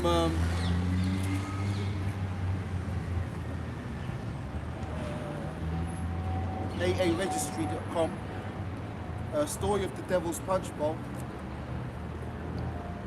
It says, the Devil's Punch Bowl is an episode remembered on this date in 1865. The post-American Civil War episode in Black Country occurred in Natchez, Mississippi. As black slaves made their way to freedom, the town of Natchez quickly went from a population of 10,000 to nearly 100,000 people. To deal with the population influx of recent freed men, a concentration camp was established by Union soldiers to eradicate the slaves, essentially. Don Estes, the former director of the Natchez City Cemetery, said, so they decided to build an encampment for at Devil's Punch Bowl, which they walled off and wouldn't let them out. There you go. The camp was called the People wanted, let me out. Couldn't get out. It's like a little fucking dick. Shut the door, they're all just in there. Imagine people in prison and say, we're not going to feed you no more, we're just all going to have to die of starvation. That's what's taking place. Right. So those voices are crying out, and via the Spirit of the Lord, via the prophets, and any other means, via the Spirit of creative vengeance, via the animals. See, they're alive. Yeah, as you just mentioned, everything's alive in the Spirit of the Lord anyway, because there's no such thing as being deleted. Right? Carry on. Right, it says the camp was called the Devil's Punch Bowl because of how the area was shaped. The camp was at the bottom of a hollow pit with trees and bluffs above. The women and children were locked behind the concrete walls of the camp and left to die from starvation. See, that's what happened. See, the Wikipedia that's how they do article it. was watered down. That's how they do their shit. That's how E gets down. Cowards. Yeah. Bit more. Yeah, so like just the Wikipedia one, that was the most popular, you know, in the first Yeah. day of searches. Yeah. And it kept pushing you to that one. Yeah. But this one actually goes into more detail of what was going on. So, like you said, they're trying to cover up Suppress certain the information. truth. They're trying to split. What's the family of the word is already started, but it's gradualism. Yeah. Yeah. Go on. Right, it says the camp, so many also died from smallpox disease. Over 20,000 freed slaves were killed in 1 year in this American concentration camp. Black men were recaptured by the Union troops and forced back into hard labor. See how they used to do our ancestors did? See, we're gonna be powered up in the spirit of the. I mean, that's what the goal is for salvation, Abarazar. But obviously, the Most High said, what did he say about vengeance? Vengeance is mine. Vengeance is burning in his heart. Have you got that one, Bubba? Vengeance is burning in his heart, man. Fuck these motherfuckers, man. I ain't angry. Just Want me to bring it up? Passion coming. Yeah. It says, do you know what? It's in Isaiah 63, it's at verse 4, but I'm going to start at 1. Alright, yeah, go on. Isaiah 63 and 1. Who is this that cometh from Edom, with dyed garments from Bozrah? This that is glorious in his apparel, travelling in the greatness of his strength. I that speak in righteousness, mighty to save. Wherefore art thou wretched thine apparel, thy garments like him that treadeth in the wine fat? I have trodden the winepress alone, and of the people there was none with me. For I will tread them in mine anger, and trample them in my fury, and their blood shall be sprinkled upon my garments. It's all symbolic, brothers. No, brothers have been breaking it down. It's all symbolic, not literal. Yeah, carry on. And I will stain all my raiment, for the day of vengeance is in mine heart, and the year of my redeemed is come. Right. So if we every now and then we calm down though, but every now and then we get a little bit hot under the collars. We think about things that could have happened potentially, our ancestors, collectively or individually. Sometimes you may think about the little silly little things, whatever the case may be, your testimonies. You think, fuck man. Anyway, wait upon the Lord. How much more the Most High? Your whole shy, man. Vengeance is burning in his heart. So when I found out about that a little while ago, I thought, well, you see how much more? And there's a lot of Elder says it. He says it quite a lot. So we don't need to know everything. We don't want to know everything that they did, what he did to us, because you know it's not good for us to know everything, but it will be revealed, man. Bring out that piece to back up what we was talking about. Let's go to Acts now. Acts 5 verse 28. Saying, did not we straitly command you that we should not teach in this name? And behold, 28. Start again from the top of it. So 28. A little bit slower. Yeah. Acts 5 verse 28. Saying, did not we straitly command you that we should not teach in this name? And behold, ye have filled Jerusalem with your doctrine, and intend to bring this man's blood upon us. Stop there, Bubba. See, that's what's going to happen again. See, which already, I mentioned the famine of the word, it's already started, but they're doing it on a gradualism. Yeah, because I remember we used to be able to say a little bit more, even on YouTube, a little bit, be a bit more, more carefree on certain things, certain words. Now you have to code certain words. Brothers know we're using more codes. On the E, we say the word E, and other things like the MOTB. Brothers used to say, sometimes you may say it and things are right, but we're being more mindful of things. We know there's a sensing going on. We're being censored. So alphabet people. Alphabet people. You have to say alphabet. Yeah. Oh yeah. Yeah. Because back in the day, you could say all kind of stuff. Yeah. You dare not say that now. Yeah. Because that's bye-bye to your channel. Yeah. Right? Not even a strike one, then your channel just gone. So you have to, your brother's right. Yeah. Happy people, certain other, things like that. So the family of the word is started. It's just they're doing it on. That's how he likes to do it anyway. Gradualism. With the same with the MOTB, gradualism. The AI, gradualism. Because that's the step. The AI is getting a step closer for us to being more accepting of the MOTB when it's gradually introduced and made mandatory. No. So read, carry on reading where you were. As a matter of fact, read it from the top again. Okay. That's why we're talking about this. Yeah, eventually, they're going to try and get us off. Acts 5 verse 28. Yeah. Saying, did not we straightly command you that ye should not teach in this name? Right. And behold, So yeah, it's already affected those sellouts. Took the bag, right? You can mention the name Sikari. They're not coming out with the word. When I was watching them, a little, more new on the scene, there was more raw. They was more raw. Now they took the bag. Speak as a man. Brothers have said it as well.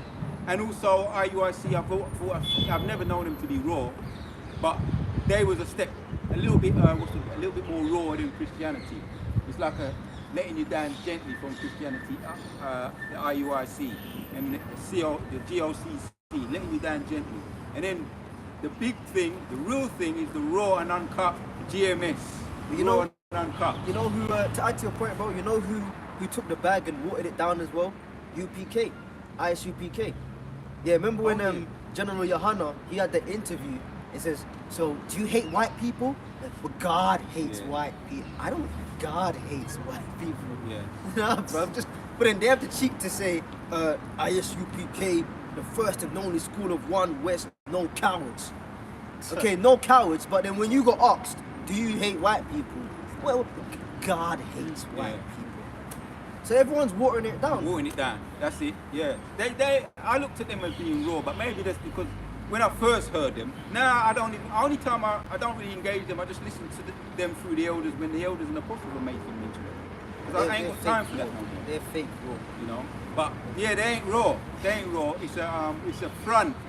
And they got their presentation of looking like soldiers and dressing all in black. That's a front, man. Nationalism, so-called black nationalism. it's like a church. Church has got the building, but it's a front inside. Inside the church, it's a front.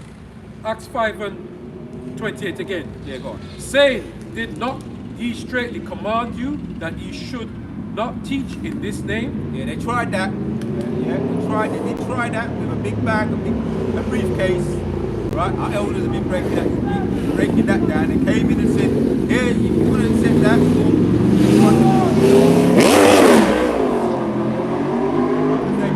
They maybe believed that if you show them, then they're going to forget everything they know.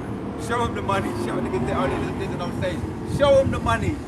Right, and then they're going to forget everything. Or there's another one with the unsigned check or no number on it. Open check. Open check, yeah. Open. And whatever you want to put on it, you can fill it in, and then you don't say the name. I would say that. Bring it. Do that. Do it to me. Do it to me. I'm a Razar. I'm saying it in the flesh, but I believe I would turn that down because I've been, and all of us I believe too, because we've been meditating on the kingdom. We're keeping our medicine strong. Today, tomorrow, next week, before the Passat, after the Passat, we're keeping our medicine strong. We tell him, go about it, I've got some choice words. Try that shit. I've got some choice words for you already. Because, boxers, what do they do? They visual. I'm not no boxer, but in the spirit, I do believe I would say I am a fighter in the spirit. So we've already planned the fight out already. Plan that blood clot.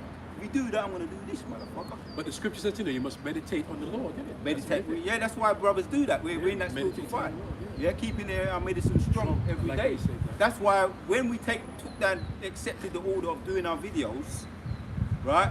We went into a little bit deeper. We went brothers were doing it. Some brothers were doing it before me anyway. But I went into the trenches. I accepted I'm going into the trenches a little bit deeper, and then a little bit deeper, and then a little bit deeper. We accepted it, man. Carry on. Right. Ye have filled Jerusalem with your doctrine. Yeah. We don't care what they say. That's the point, isn't it? That's the whole point. You know what I mean? Because imagine there's only for poison in the place, right? And you put what they call it, a tablet. Anybody who's been out there in camping, if you get water, you can bring tablets to purify the water. Until you put it, you dash some of them tablets in, 1 or 2, and it purifies the water. What's nothing wrong with that? That's how we see it. We feel the doctrine. Yeah, read it again. That's what we're here for, man. And behold, ye have filled Jerusalem with your doctrine, and intend to bring this man's blood upon us. Well, yeah, carry on. We're filling this place, this God unforsaken place, with the doctrine of truth, right? Because in a place where it's a holy lies, what they say, truth is a radical Revolutionary act. finish it? Yeah. It's a revolutionary act. In a world full of lies, Yeah. simply telling the truth is a revolutionary act. That's the one. See? And that's what we see the birds, and they can't wait. The birds want to carry. The birds are saying carry. See, that's how I hear it. The birds are saying, encouraging me. Carry on, don't listen to them, because they're fucking all out there. We're all getting fucked up here. right. Yeah. Birds included. And trust me, don't underestimate them birds when the most when the other others are, we get more in sync, right? When we become more in league with them, them birds can tear shit up, man. That's right. You see what the bees was able to do. The bees, brothers are talking about them soldier ants. Find it, Baba Kusha. There's a scripture says that watch the ants. Yeah, study the ant. You lazy people. Baba, someone find that, because I'm going to make a point about that. Now we're talking a little bit about animals. I do, Yashua Allah, Israel, we're kind of suppressed a little bit. We want to be more, what's the word? Outreaching, but we're limited. But we care, man. We care about the animals, and we like when we see when every now and then the spirit corrective vengeance jumps on the animals and yam up them, fuck at them, This is Proverbs 6, starting at verse 6. It says, "Go to the ant, thou sluggard, and consider her ways, and be wise, which having no guide or overseer or ruler, Yeah. provideth her meat in the summer, and giveth her food in the harvest. Yeah. How long wilt thou sleep, O sluggard? When wilt thou arise out of thy sleep?" Right. If you've ever seen nature stories, or you just happen to know a little bit about the ants, they're what's the word? Relentless. Relentless. There ain't no captain. There's no you got the queen. They all go around and they bring food and all of that and make sure it's protected. But there's no someone saying you've got to go and do this, you've got to go and do this. When someone comes in, taskmasters. When someone comes in and tries to affect one of them or do anything to one of them, aka the queen, they all come together and they know everybody's in sync with what they got to do.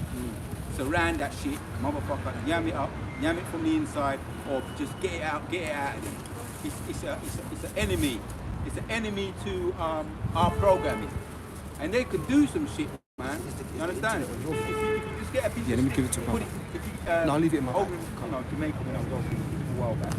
My mum from Jamaica, and you see, and you got the red soldier ants, you got black soldier ants, but they're all real, and that's the name, soldier ants. And you stick. So if you get the nest and you stick a piece of stick in the nest, you see them just swamp the nest, man. It's like your immune system, what your immune system does to an antibody that tries to attack your immune system. It swarms it.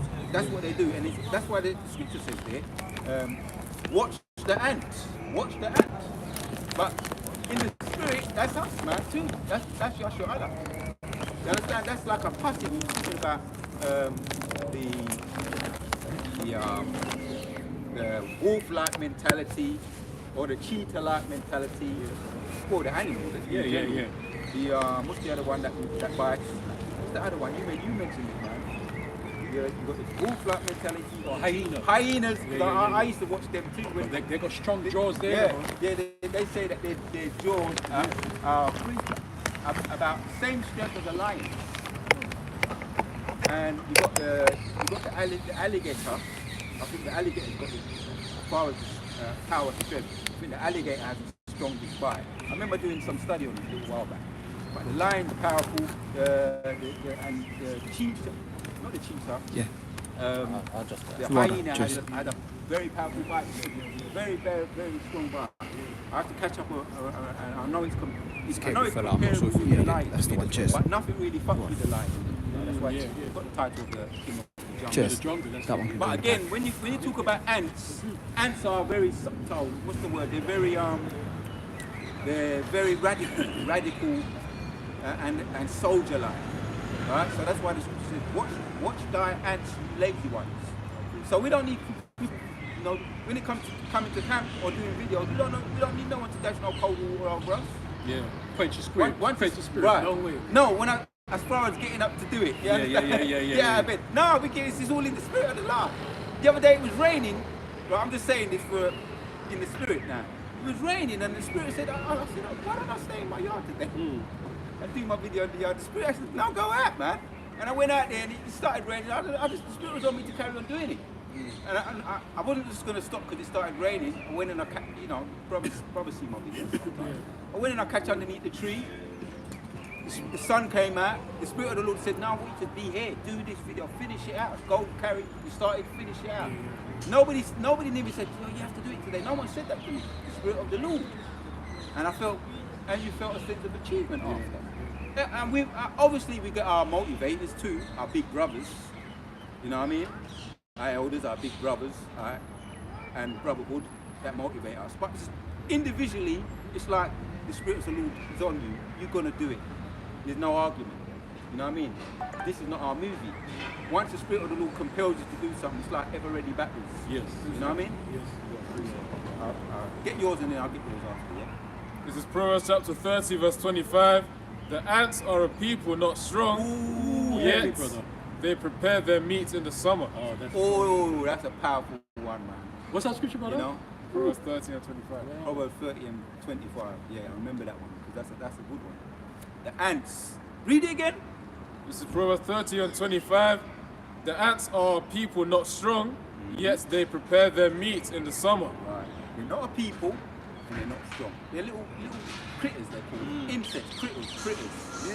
But they have a plan. Can you imagine? And people strutting them every second, you know what I mean? Yeah, and if you want to, you can't stop them. No. But you can, you can do, you can do this little stupidness when we were young. We might have did that. But but don't get it twisted. The most I could say, right, you did that, and I always used to fear that. Imagine you did that, one big fucking giant one coming. Don't fuck with you. Or you're lying in your bed and there's a holy ant just boy, don't fuck with the most side crit. Because at the end of the day, the Spirit of the Lord is on them in what they call nature for them to do what they do. So they're entitled to do what they do. They're entitled to be here just as much as you. Them E's don't fucking believe that. I know the mindset of you E's. Where they're just there to put in the zoo to be looked upon and mocked. Some of them do even worse things than just having them in the zoo. They go in the zoo with their fucking arrogant ass selves, right? Oh, there's one of the greybacks. This was recent, right? They had them in the zoo, and you got these so polite zookeepers, Edomite men, and they're so polite and so gentle, but they fucking got the animals in the fucking zoo locked up, and one of them got out. Right, and the woman, you see how fucking she shit herself, man. One of the greybacks, you see the greyback? They call them greybacks. Them big gorillas, that's it. Greyback gorillas. They're about, the strength is off the chart. More, I don't know, statistically, their strength is off the chart. But if they want to move a fucking little mini, they can move it. So the woman come out, the greyback was loose, you see her, she shut the door. But the greyback was going for her. But you can see the little bit of hesitancy. Which the most I might have put that on them, for the waiting. Because even them have to wait upon the Lord. They have to wait there upon me until the time. So the greyback and the woman's hesitate, she ran and she shut the door. It was on the news. CNBC News. And you can see she was nervous. But they're going up and they're doing all what they do and they fucking think that it's all right. And we just feed them. It's all right for them to be here. It's normal. It's a zoo. Come and everybody look at them, spectators. They're clocking up vengeance against themselves. That's right. Right? Because of them greyback, silverbacks, it's not greybacks, silverbacks, gorillas. All of them, they're vengeance. They're gonna be vengeance created for vengeance created for the Most High God very soon in that time. Anybody got a piece there? So yeah, we was in that. Yeah. Read that one again, read 29 again, and then jump down to the kickoff.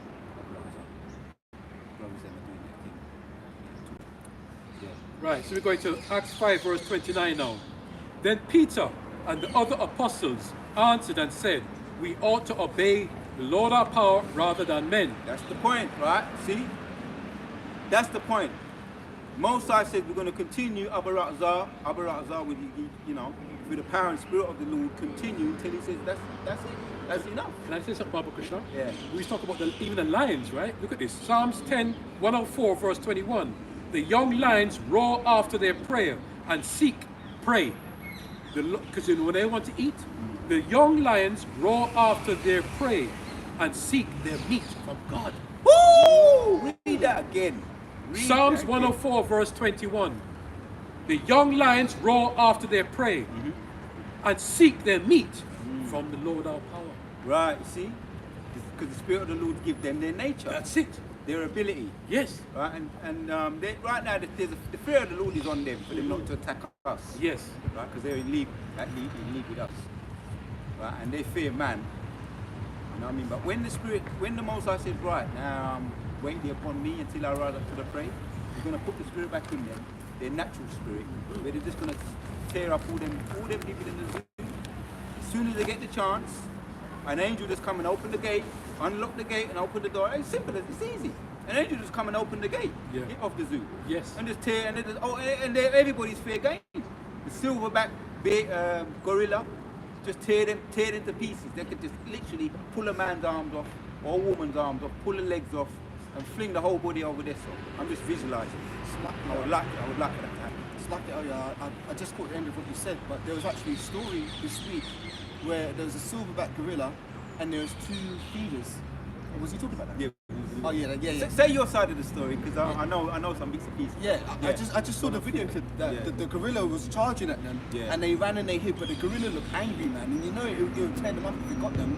And that's how, you know, these animals, you see them in prison, you think, oh that's just the gorilla. Nah, man, these things, they're killers, man. Yeah. They'll fuck a man up. Yes, that's it. No, but that's similar to what I said. The Spirit of the Lord kind of put the hesitancy on it, because that wasn't the time. But the time He's going to come, when He's going to, like you say, He's going to let them, Spirit's going to be on them. They're going to go up to these zookeepers. They have the ability, they have the strength to pull legs off, limbs off, and fling the body over their self. And everybody be watching, saying, why did that happen? Why did that happen?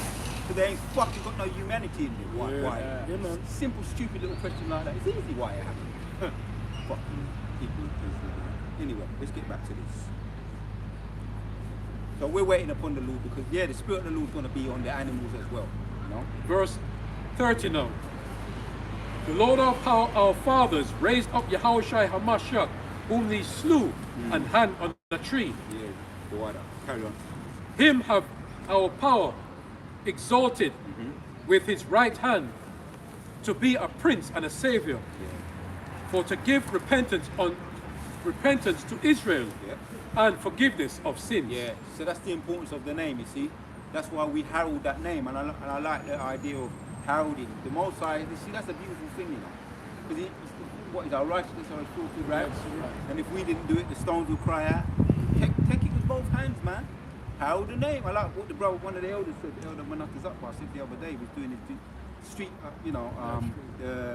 the live stream, but it was the walk and talk. And he said, we're not ashamed to speak with it, you know, because everybody's chatting shit anyway. Yeah. Well, who is it? When you really break it down to nuts and bolts, we're the only ones that are talking any kind of sense. What is it? The days of Noah, marrying in them days, carrying on in their business, doing what they was doing, men marrying and women marrying and doing what they do, taking no. So when I'm doing my videos now, I said, it's true, you know. Fucking talk out, and the Spirit of the Lord, you know, more and more. I don't want to go into no corner. The scriptures, we mentioned that. Don't go into no corner and say what you got to say. Yeah. When you walk in, just talk about the name, herald the name of the Lord, and when you start doing the video, the Spirit of the Lord come on you. You know, if someone's got someone's an eavesdropper, that's the Most I want him to be an eavesdropper. You know what I mean? And so you say the names. The Spirit of the Lord jumps on you. You say the name. Oh, so if they want to go and say I heard someone talking about this someone so the other day. Well, them Israelites are everywhere. Yeah. That's why you don't know why you're in certain places, man. The Most High wants you there, because we're supposed to be what? A terror to them. What? That's right. You know what I mean? Yeah. A nuisance to them. Nuisance. So that's why you where you are. You're where you are. You're where you are. People, you got snoopers. People, I wonder what he's doing. You know what I mean? The Most High put you there to do that, man. This is 2 Peter 1 verse 10, 1 verse 19. We also have a more sure word of prophecy, whereunto ye do well that ye take heed, as a light that shineth in a dark place, So we're that light that's shining in a dark place, until the day dawn and the day star arise in your hearts. Oh, so try That's right. move Because we're giving light. these. Most people, their Probably like into the bag. highlight of the day Let me just unplug No, hold is it. going and walking their dog. Well, you know, certain people at a certain age, middle-aged, single women, single men. I'm gonna go and walk my dog today at such and such a time. That's the highlight of their life. You know, you got working class. You know, they work. They come home. They got the little bit of wine. We're bringing. We're their light. Read it again, Baba Kushar. We're the light of the world, man. Yeah. People looking at you, trying to suss you out, figure you out. That's all part of the music. This is 2 Peter 1 and 19. We also have a more sure word of prophecy, whereunto ye do well that ye take heed, as unto a light that shineth in a dark place, Yeah. until the day dawn and the day star arise in your hearts. Yeah. 'Cause what is their highest point in their life? Going to football matches, man. I'm talking about the Edomite culture. Yeah. Football matches, Going to restaurants, pub, sitting down with their mates, getting shit faced. going to Ibiza. with the beer. Yeah. Let's go to South End and drive a couple of 100 miles up the road. Go to South End. You know, get some fish and chips. The fresh fish and chips. It's fresh over there, you know. Right? I've been to South End. I've been to South End. I've been to Blackpool. Right? You know, East End life. East End. Blackpool. Where's it? Devon. Hastings. Hastings. Ramsgate, Yeah. Moorgate. Okay, okay. Some of us went, you know, Yeah. in the school journeys, but that's where I was. Where's the one with a whole lot of slot machines and games? Blackpool with the games. Southend, Wales. Yeah. Oh, Devon's near Wales. Beautiful places, man. But that's the holidays in the 6-week holidays. That's their highlight for their life. Football, you know, Curry. and you know. Oh yeah, don't forget the curry, man. The If you curry. go down the East End, you got the Packies down there. They do the best curries, you know. And the chips and curry. And the Packies, they know, they don't mind. They know. They're outside saying, "You want to come in here? Come in." They know they can make money off the I know a particular brother. I'm just saying in the spirit. They know the spots, man. Over there in certain places in the East End. You know where we had the meet up? Yeah, I remember that, yeah. Too far from there. I I know the area. I lived all around there. I lived around there, all the back streets and all of that. What's the you got the what do they call that? It's the Sunday market. Oh, I was talking about days when we used to get chased. I'm gonna say a little bit. I ain't gonna go say too much.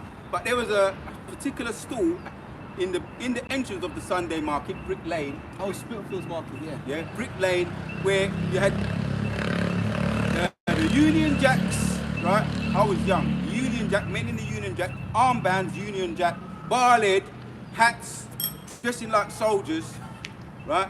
NF, National Front, right? And then we're going to get back to the scripture, but I'm just saying this, right? National Front, and they would give out leaflets. It was all legitimate, you know, give out leaflets. And we're little black bastards, we're just walking past. All quick, all past. Package. We was like similar to the Packies. We weren't on a higher level. Now we're on a bit of more of a higher level. But if they caught a black man or a Packie on his own, right, you hear about him in the news. You can't Emmett Till, you know Emmett Till? Yeah. Right, there's some Packies in Brick Lane that ended up like Emmett Till. I could tell you, I ain't gonna do a video on it because I think that might be one of my channels. But I remember that time. I remember my age, I remember where I was, I remember watching it on the news, and I remember saying, thank God I could run. The guy got caught. You understand? Brick Lane area. Anybody knows about Brick Lane is where there's a whole heap of the so-called East Indies and all of them people. Right? Sunday market. And I remember seeing them, I got chased by one. We ain't gonna say no more about that. End it this so. But so I know my experience is that fucking that I got it in this. I ain't forgot. Every now and then the most I put it back in my spirit. I remember that shit. You understand? So if I get a little bit hot under the collar every now and then, Yehoshua, what did they do to him when he was when they said crucify him, yeah. slapped him, spit on him, and nobody want nobody spitting on your face. No way. Crown of thorns. You fucking remember if a man walk past you and spit in his face, you're gonna fucking get mad, star. Or even if a woman did that. Yeah. And if you can't get at him, the police is there, you're gonna fucking look at him and you're gonna fucking remember that motherfucker. Yeah. Just like you're looking at someone's number plate. You crashed into your car and drove off, hit and run. You look, so get the number plate. You fucking remember that motherfucker. Till such time. Yeah, that's your whole shot, and we're imitating your whole shot. So you got something? And if you ain't got them, I'll just get into a little bit of Daniel. Touch a little bit on the, because there's a two prophecies, a couple of prophecies. I wanted to touch on it anyway. Because I made mention of You finished with Acts, yeah? Finished with Acts? No! Slack you up. Do what up? Yeah, Carry yeah. on where you was. Right. Acts verse 32 now. Yeah. And we are his witnesses of these things, and so is also the Holy Spirit, whom the Lord our power have given to them that obey him. Yeah. All right. Read that again. Quote. Acts 32. Acts 5 and verse 32. yeah. And we are his witnesses Yeah. of these things, and so is also the Holy Spirit, Right. whom the Lord our power have given to them that obey him. Right, so that's where we're out there on the power. We're not on, as the big brother said earlier. This is not it's not self-glorifying, self-gratification, right? But the Most High says that it's going to give us praise and fame in the land where we will put to shame. So I remember certain places, and I get memories about those places. Some of it was trauma, but the Most High says what? We're going to get praise and fame where we will put to shame, right? And our ancestors, because I said to myself, boy, I ain't going to fucking, certain people ain't getting away with certain things, man. So we're going to hit the point now, jump down to 38. 38 now, yeah? We'll go to Daniel chapter 2 after. Yeah. Acts 5 verse 38. And now I say unto you, refrain from these men, and let them alone. For if this counsel of this work be of men, it will come to naught. There you go, man. Right? Refrain from these men. So any kind of decree, right? If the Most High ain't with it, right? That's what Peter said, right? The Manuel said actually, right? Peter's the one that said we should obey God as ruler rather than men. So he said, right? If the Most High wants us to be out here on the highways and the byways, we're going to obey him. If he says withdraw, right, we will withdraw.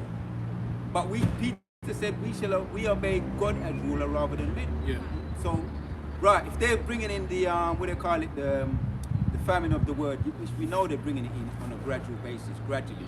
Right? But the Most High, he's the one that calls all the shots. It's all his, this is his movie. As we carry on, hitting the last one. You want to say something? Yeah. Hit the last one. Yeah. 29. 39, yeah? Yeah. 39. But if it be of the Lord Yahweh Ba'ashem Yashai, Yeah, that's it. ye cannot overthrow it, lest happily ye be found even to fight against the Lord. Happily found fighting against the Lord. Yeah. Proudly, enthusiastically fighting against. Who are these people? We'll just tell them to go and sit in that car with enthusiasm. That did happen actually when we was at a certain place at the time of the sea hip, right? The time of the 2 years of sea hip, 2022, around that time, 2019, 2022, around that time, 2020. You know? But we did it. We carried on doing it on the live at home. We withdrew because that was a part of the Most High intended us to do. But the words carried on going out. So we mentioned how powerful this word is, man. So let's touch a little bit on Daniel chapter. Sharpen up a little. Alright, yeah. Slightly technical fault, we're back again. Carrying on as usual. I'll start from the top. Yeah. Daniel 2:1. And in the second year of the reign of Nebuchadnezzar dreamed dreams wherewith his spirit was troubled and his sleep brake from him. Yeah. So yeah, Nebuchadnezzar, the king of Babylon in those days, which is going to get into it, had a nightmare and he couldn't sleep. Reading on. Verse 2. Then the king commanded to call the magicians and the astrologers and the sorcerers and the Chaldeans for to show the king his dreams. That's right. Yeah. So they came and stood before the king. Yeah, reading on. And the king, Self-explanatory. yep, and the king said unto them, I have dreamed a dream, and my spirit was troubled to know the dream. Yep. Then spake the Chaldeans to the king in Syria, O king, live forever. Tell thy servants the dream, and we will show the interpretation. Right. Yeah. The king answered and said to the Chaldeans, the thing is gone from me. If ye will not make known unto me the dream with the interpretation thereof, ye shall be cut in pieces, and your houses shall be made a dunghill. Yeah. So the king it showed that he weren't no, pushover, right? He wanted, he was a tyrant. Yeah, he was a tyrant. He weren't a pushover. He meant business. So that dream must have meant something to him, some form of terrifying dream. So reading on in 6. Verse 6. But if ye show the dream and the interpretation thereof, ye shall receive of me gifts and rewards and great honor. Therefore show me the dream and the interpretation thereof. Yeah. I can hold it over. Verse 7, they answered again and said, let the king tell his servants the dream, and we will show the interpretation of it. Yeah, reading on. The king answered and said, I know of certainty that ye would gain the time, because ye see the thing is gone from me. But if ye will not make known the dream, if ye will not make known unto me the dream, there is but one decree for you. For ye have prepared lying and corrupt words to speak before me, till the time be changed. Therefore tell me the dream, and I shall know that ye can show me the interpretation thereof. Right, yeah, go on. The Chaldeans answered Yep. before the king and said, there is not a man upon the earth that can show the king's matter. Therefore there is no king, lord, nor ruler that asks such things at any magician or astrologer Yeah, right. or Chaldean. Yeah, because they understood that they understood they were limited, right? They wasn't backed by the Spirit of the Lord, and their back was against the wall. As we read on, carry on. Yep. Verse 11, and it is rare, and it is a rare thing that the king requireth, and there is none other that can show it before the king except the gods, whose dwelling is not with flesh. Right, yeah. Well, they rely on their gods. Yeah. So they ain't talking of no specific gods, because they just had a god for that, a god for this, a god for that, a god for that. Statues. They didn't know specific power. Carry on. It says, for this cause the king was angry, very furious, and commanded to destroy all the wise men of Babylon.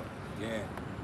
And the decree went forth that the wise men should be slain, and they sought Daniel There and you his go. fellows to be slain. So this is where the movie really starts now. Yeah. Because we've got Daniel here now, and this is where it starts to get, where the movie gets more dramatic. Carry on. Daniel 2 and 14. Then Daniel answered with counsel and wisdom to Arioch, the captain of the king's guard, which was gone forth to slay the wise men of Babylon. Right, yep. He answered and said to Arioch, the king's captain, why is the decree so hasty from the king? Then Arioch made the thing known to Daniel. Then Daniel went in and desired of the king that he would give him time, and that he would show the king the interpretation. Thereof, yeah. Reading on, we're going to get to the kicker. Then Daniel went to his house and made the thing known to Hananiah, Mishael, and Azariah, his companions. Right, that's their names in the Hebrew, which he breaks it down. Shadrach, Meshach, and Abednego. So if you want to remember the names, that's their names there in Daniel 17. But I didn't know their names, and I read it, and I said, oh, there it is. It's there in the Hebrew. We're going to be looking and getting into a little bit more of the Hebrew as well. Yep. Via the, carry on. Daniel 2 and 18, that they would desire mercies of the Most High of heaven concerning this secret, that Daniel and his fellows should not perish with the rest of the wise men of Babylon. Right, yep. Then was the secret revealed unto Daniel in a night vision. Then Daniel blessed the power of heaven. Yeah, see how you got the vision? You just got a vision, just like that, boom. Right, the revelation of King Nebuchadnezzar's dream. He prayed to the Most High. That's why we talk about keeping our mission strong. Again, there's going to be another fulfillment of this too. As we're going to see, the picture's going to become more and more clearer to us as we go into it. Verse 20, Daniel answered and said, "Blessed be the name of the Most High forever and ever, for wisdom and might are his." Don't let no one tell you about that name. Stop using that name. Yeah. What kind of foolishness is that? But you see, money can turn a man foolish. Yeah. Money can, show him the money. That's how you find out what certain people are made of. Everyone's got a price. You know what I mean? Yeah. Oh, we've got the example of Judas. Yeah. You know what I mean? Apart from the elect ain't got no price. That's right. You know, we got a motivator though, or a blueprint, Yahweh shine, right? Because someone says, no, it can't be done. Well, we've got our blueprints there. All the prophets, as a matter of fact, all of them. Some of them that died martyred, as a matter of fact. Let's go into a little bit of that. We can come. Now, have that on back. Hebrews chapter 11. In a roundabout, and we're going to finish off this, and we can touch on that after. Just carry on reading in that. Yeah, Daniel 2. Yeah. Daniel 2 and 21, and he changeth the times and the season. There you go. He removeth kings, setteth up kings. He giveth wisdom unto the wise. Now read 20 again. Daniel 2 and 20. Yeah. Daniel answered and said, "Blessed be the name of the Most High, forever and ever. For wisdom and might are his." Let me just pause on that one there. We were just trying to get into that spirit of Daniel. Daniel, talking about examples and blueprints. Right, that name is important, man, because they're what? For wisdom and might are his. Wisdom and might are his, man. Any kind of conundrum, if it's the Most High's will, right? I remember back in the day, I was in a Christian church, but I wanted to get my driving license. This is kind of might sound a little bit funny, but I didn't get it the first time round. And you know what I did? I prayed. I went and prayed. Nah, I'm just speaking as a man. But I found myself doing everything right, man, when I prayed to the Most High. Even in my ignorance. And I got it, man. I got it then, and I said, boom, boom, there you go. The first time I was a bit slacky tidy, a little bit slack on certain things, a little bit more complacent. But I focused my mind with as it says there, be the name of Yahweh forever and ever, for wisdom and might are his. Oh, yeah. Whatever you apply yourself to with the blessing of the Lord. Yeah, if it's his will, he will do it. Back here. Right. Proverbs 21 verse 1. The king's heart is in the hand of the Lord. As the rivers of water, he turneth it whitherso he will. Right. Every way of a man is right in his own eyes, but the Lord Yahweh Shemeshai ponders the heart. To do justice and to judgment is more acceptable to the Lord than sacrifice. Well, yeah, Daniel was in the last half. We're going to see how he ended up, right? A prophet and a blueprint. But the king's heart is in the It's in the hands of the Lord. Read again, Bob. Let me get my translation. Yeah. Proverbs 21 verse 1. The king's heart is in the hand of the Lord. Yeah, so Yahweh that's it. The Most High was using Nebuchadnezzar really to show the power of him, his power through Daniel, revealing the dream to Nebuchadnezzar. And a lot of them, they was deleted anyway. A lot of them were soothsayers for not being able to bring it, So he exposed the soothsayers. He revealed Daniel, and it's going to go on. He revealed his own power actually. Carry on. Daniel 2 and 21. And he changeth the times and the season. He removeth kings and setteth up kings. He giveth wisdom unto the wise and knowledge to them that no understanding. Yeah, that's the point. That's the principle. Right. King's heart is in the hand of the Lord. Oh, That's the one. Yeah. So that's the power of the Lord, man. It's a chess game. Yeah. Yeah, and he's in control of the bard, the pawns, the bishop, the king, the queen, the pawns. He's in control of everything, man. Right. His opposition, who he's playing to, could really, he's in control of them too. But he may allow you know, he may allow certain moves just to give it a little bit more, you know, give himself a little bit more drama. Hence why he's raising up Esau. With this cause I have raised up the Pharaoh, the example of Pharaoh. With this cause I have raised you up to show you my power. That's in Exodus. I think it's 9 and 16. I think it's also in Romans too. With this cause have I raised him up. So he raises, you know, he wants a challenge, man. Also in Exodus 15 and 3 says he's the God of war. And I like to use that example of when I saw Clash of the Titans for the very first time. Right? All them Greek mythology gods, they was all playing a game with Perseus, right? Which their little understudy, their little hero, if you like.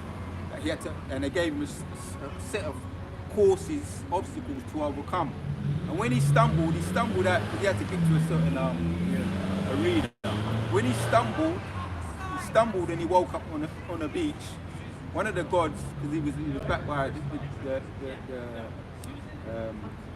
all the gods, all the Greek gods, but he was backed by one of the top gods.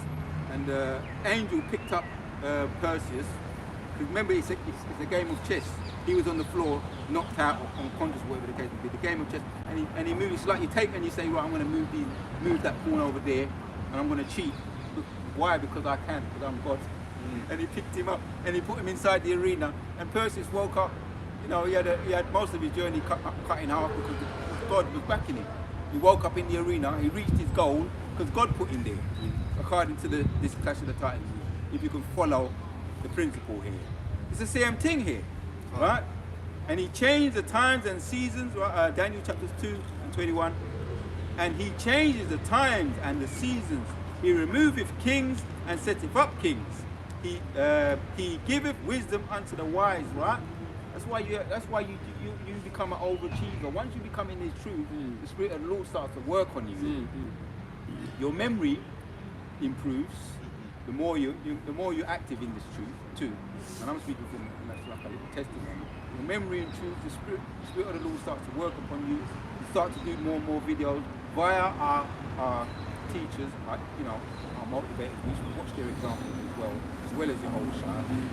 Which in Psalms, get it, Buckle. Psalms 30, I think it's 37 and 37. It might be 137, I don't know. But check it, 137 and 37. Look at that one. So, yeah, the Spirit starts to work upon you, and then you start to grow in the Spirit, man. You start to read more. Via the Spirit. You find yourself reading more. You find yourself having more to you do your research. Therefore, you look forward to coming to camp because you've got something you want to share with the church. All of the Spirit of the Lord. It's not all self. It's nothing. It doesn't. No glory goes to us. All the glory goes to Yehovah Bashim Yeshua via the Spirit. Yeah. You said what? Psalms 137 and 37. Let me see if I'm asking you. Mark the perfect man. Okay, let me get. Mark just 37. Psalms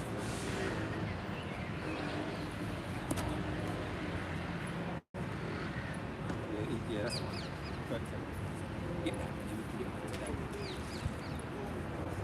So that's why it's a history. It's history lesson, but there's also morals to the story. Also with all of our prophets, aka Moses. It's history, but there's morals to the story. It's not just empty history, like what they teach you about. Well, Alexander the Great is their hero, Esau's hero, right? That came against Joshua Allah, right? Via the Spirit of the Lord, because the Spirit of the Lord was on him to do that. He did come against Joshua Allah, right? And spearhead wickedness goes into that in Maccabees chapters 1. Through him, wickedness came entered unto the world. You got it? Yes, sir. Yes, brother. Psalms 37, verse 37.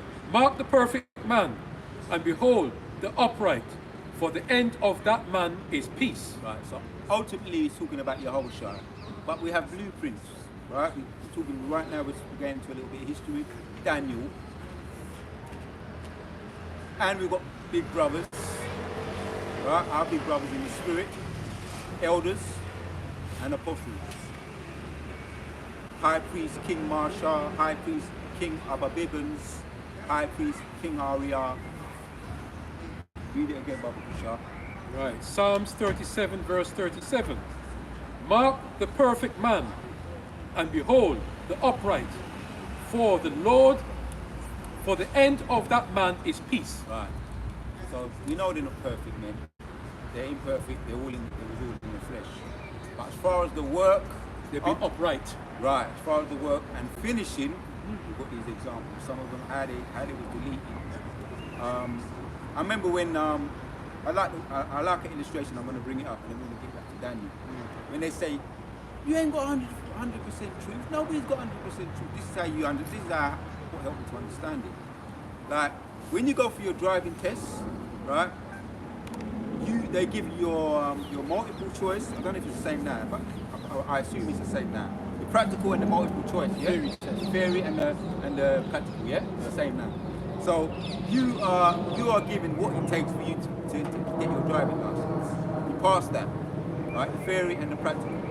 So you was given the pass because you passed it. You understand? So you got 100% of your task. You overcame it. Therefore, you're legal to drive legally on the road now. So you have 100%. Someone say, what you didn't get 100%. You got 100%. You're legal on the road to drive you pass your test. Same thing with this truth. Most High is giving us what we need in order for us to do this work. Other writers are to endure to the end. So you can say yes. It's not an arrogant statement. You have 100% truth. And obviously all the little nitty-gritties and intricacies and all of that, you're going to be learning as you go along the way. Right? When you clean up the yard, you fry out all the big dirt and all the rubbish, but then you get into the nitty-gritty and the corners and everything else, and you start to clean up, and everything becomes more, effective and more thorough in your house cleaning. Because it is a house cleaning. You know what I mean? Have you got something? Yeah, that was the one. Mark the perfect man. Let's get back to Daniel. Right? Daniel 2. Daniel done his work. He was perfect in his work. He was perfect. Daniel 2 and 22. He revealeth the deep and secret things. He knoweth what is in the darkness, and the light dwelleth with him. Yeah. Daniel chapters 2. Where are you? I'm at 22. 22. Yeah. 22. Yeah. Read that one again, Bob. Daniel 2 and 22. He revealeth the deep and secret things. Yeah. He knoweth what is in the darkness, and the light dwelleth with him. Yeah, there you go. Yeah, Daniel was a perfect man. And Daniel had 100% truth. He revealed the dream to Nebuchadnezzar. Nebuchadnezzar never complained. Never going to go and see. He said, what about that? What about the army? He gave it all to him. Let's carry on. Verse 23. In a nutshell, Nebuchadnezzar was satisfied. Let's carry on.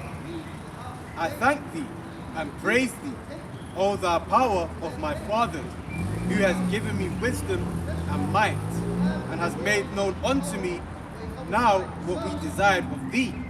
For thou hast now made known unto us the king's matter. There you go. 100% truth, man. Daniel was that perfect man. And these are just a little examples that we're looking at as it goes on to read. Verse 24. Therefore Daniel went in unto Arioch, whom the king had ordained to destroy the wise men of Babylon. He went and said thus unto him, Destroy not the wise men of Babylon. Bring me in before the king, and I will show unto the king the interpretation. Yeah, reading on. Then Arioch brought in Daniel before the king in haste, and said thus unto him, I have found a man of the captives of Judah, that will make known unto the king the interpretation. There you go. Read it. The king answered and said to Daniel, whose name was Belshazzar. Yeah, so that was his name. Nebuchadnezzar gave him that. King Nebuchadnezzar gave him that name Belshazzar. I think it's who he's like, or something to that effect. But I think it actually goes into it, the meaning of the name. Yeah, I think it does. Carry on reading. Art thou able to make known unto me the dream which I have seen, and the interpretation thereof? Yeah. Daniel answered in the presence of the king and said, The secret which the king hath demanded cannot the wise men. Let me start that again. Daniel 2 and 27. Daniel answered in the presence of the king and said, The secret which the king hath demanded cannot the wise men, the astrologers, the magicians, the soothsayers, Show unto the king. Right, because Big Brother was making a point that they are marveled at us. Yes. They marvel at us. Of course. And here's the point here Daniel was making. Yeah? Them man, they can't touch this. You know, what did that guy MC Hammer say? in that slang, you know, in his dance, and it was true. Maybe the exception of one or two. Some might say Michael Jackson was up, but when it came as far as being athletic and just going in all kind of maneuvers, like some people say, some Jakes or whatever, they're so talented, man. But there's a whole heap of dancers on the street, don't get it twisted, that Michael Jackson said that he learned from some of those guys on the streets, them days with body popping and break dancing. But I'm making a point, right, that Daniel said that demand cannot be wise men, the astrologers and the magicians, the soothsayers show unto the king. But there is a God. Right, that's the point. Go and read on. Daniel 2:28. That's the point. But there is a God in heaven that revealeth secrets and maketh known to the king Nebuchadnezzar what shall be in the latter days. Thy dream and the visions of thy head upon thy bed are these. Yeah. The God, this is where Jehovah rose up Nebuchadnezzar, just like he did. We mentioned Moses and Pharaoh to show his power, and also bring attention to Daniel. Right? You know, there's no praise and fame, not self-gratification. But the scripture says that they shall be shown giving praise and fame. Or there's another one. They shall be given praise and fame in the land where they were put to shame. Where they were put to shame. And there's another one. There's another one. It might come back. It might come back to you. Anyway. In Isaiah.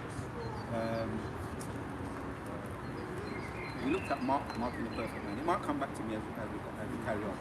But that's the point when you say the Most High, man. But there is a God in the heavens that revealeth secrets and maketh known to the king Nebuchadnezzar what shall be the latter days. Thy dream and the vision of thy head upon thy bed are these. Because you know, you could have worded it different. You could have said, you know what, I've got this, man, I can do it. I'll give you the interpretation. I can do it. You understand? But then, he wouldn't have been a prophet. He would have been a magician just like all them other magicians, astrologers and magical soothsayers.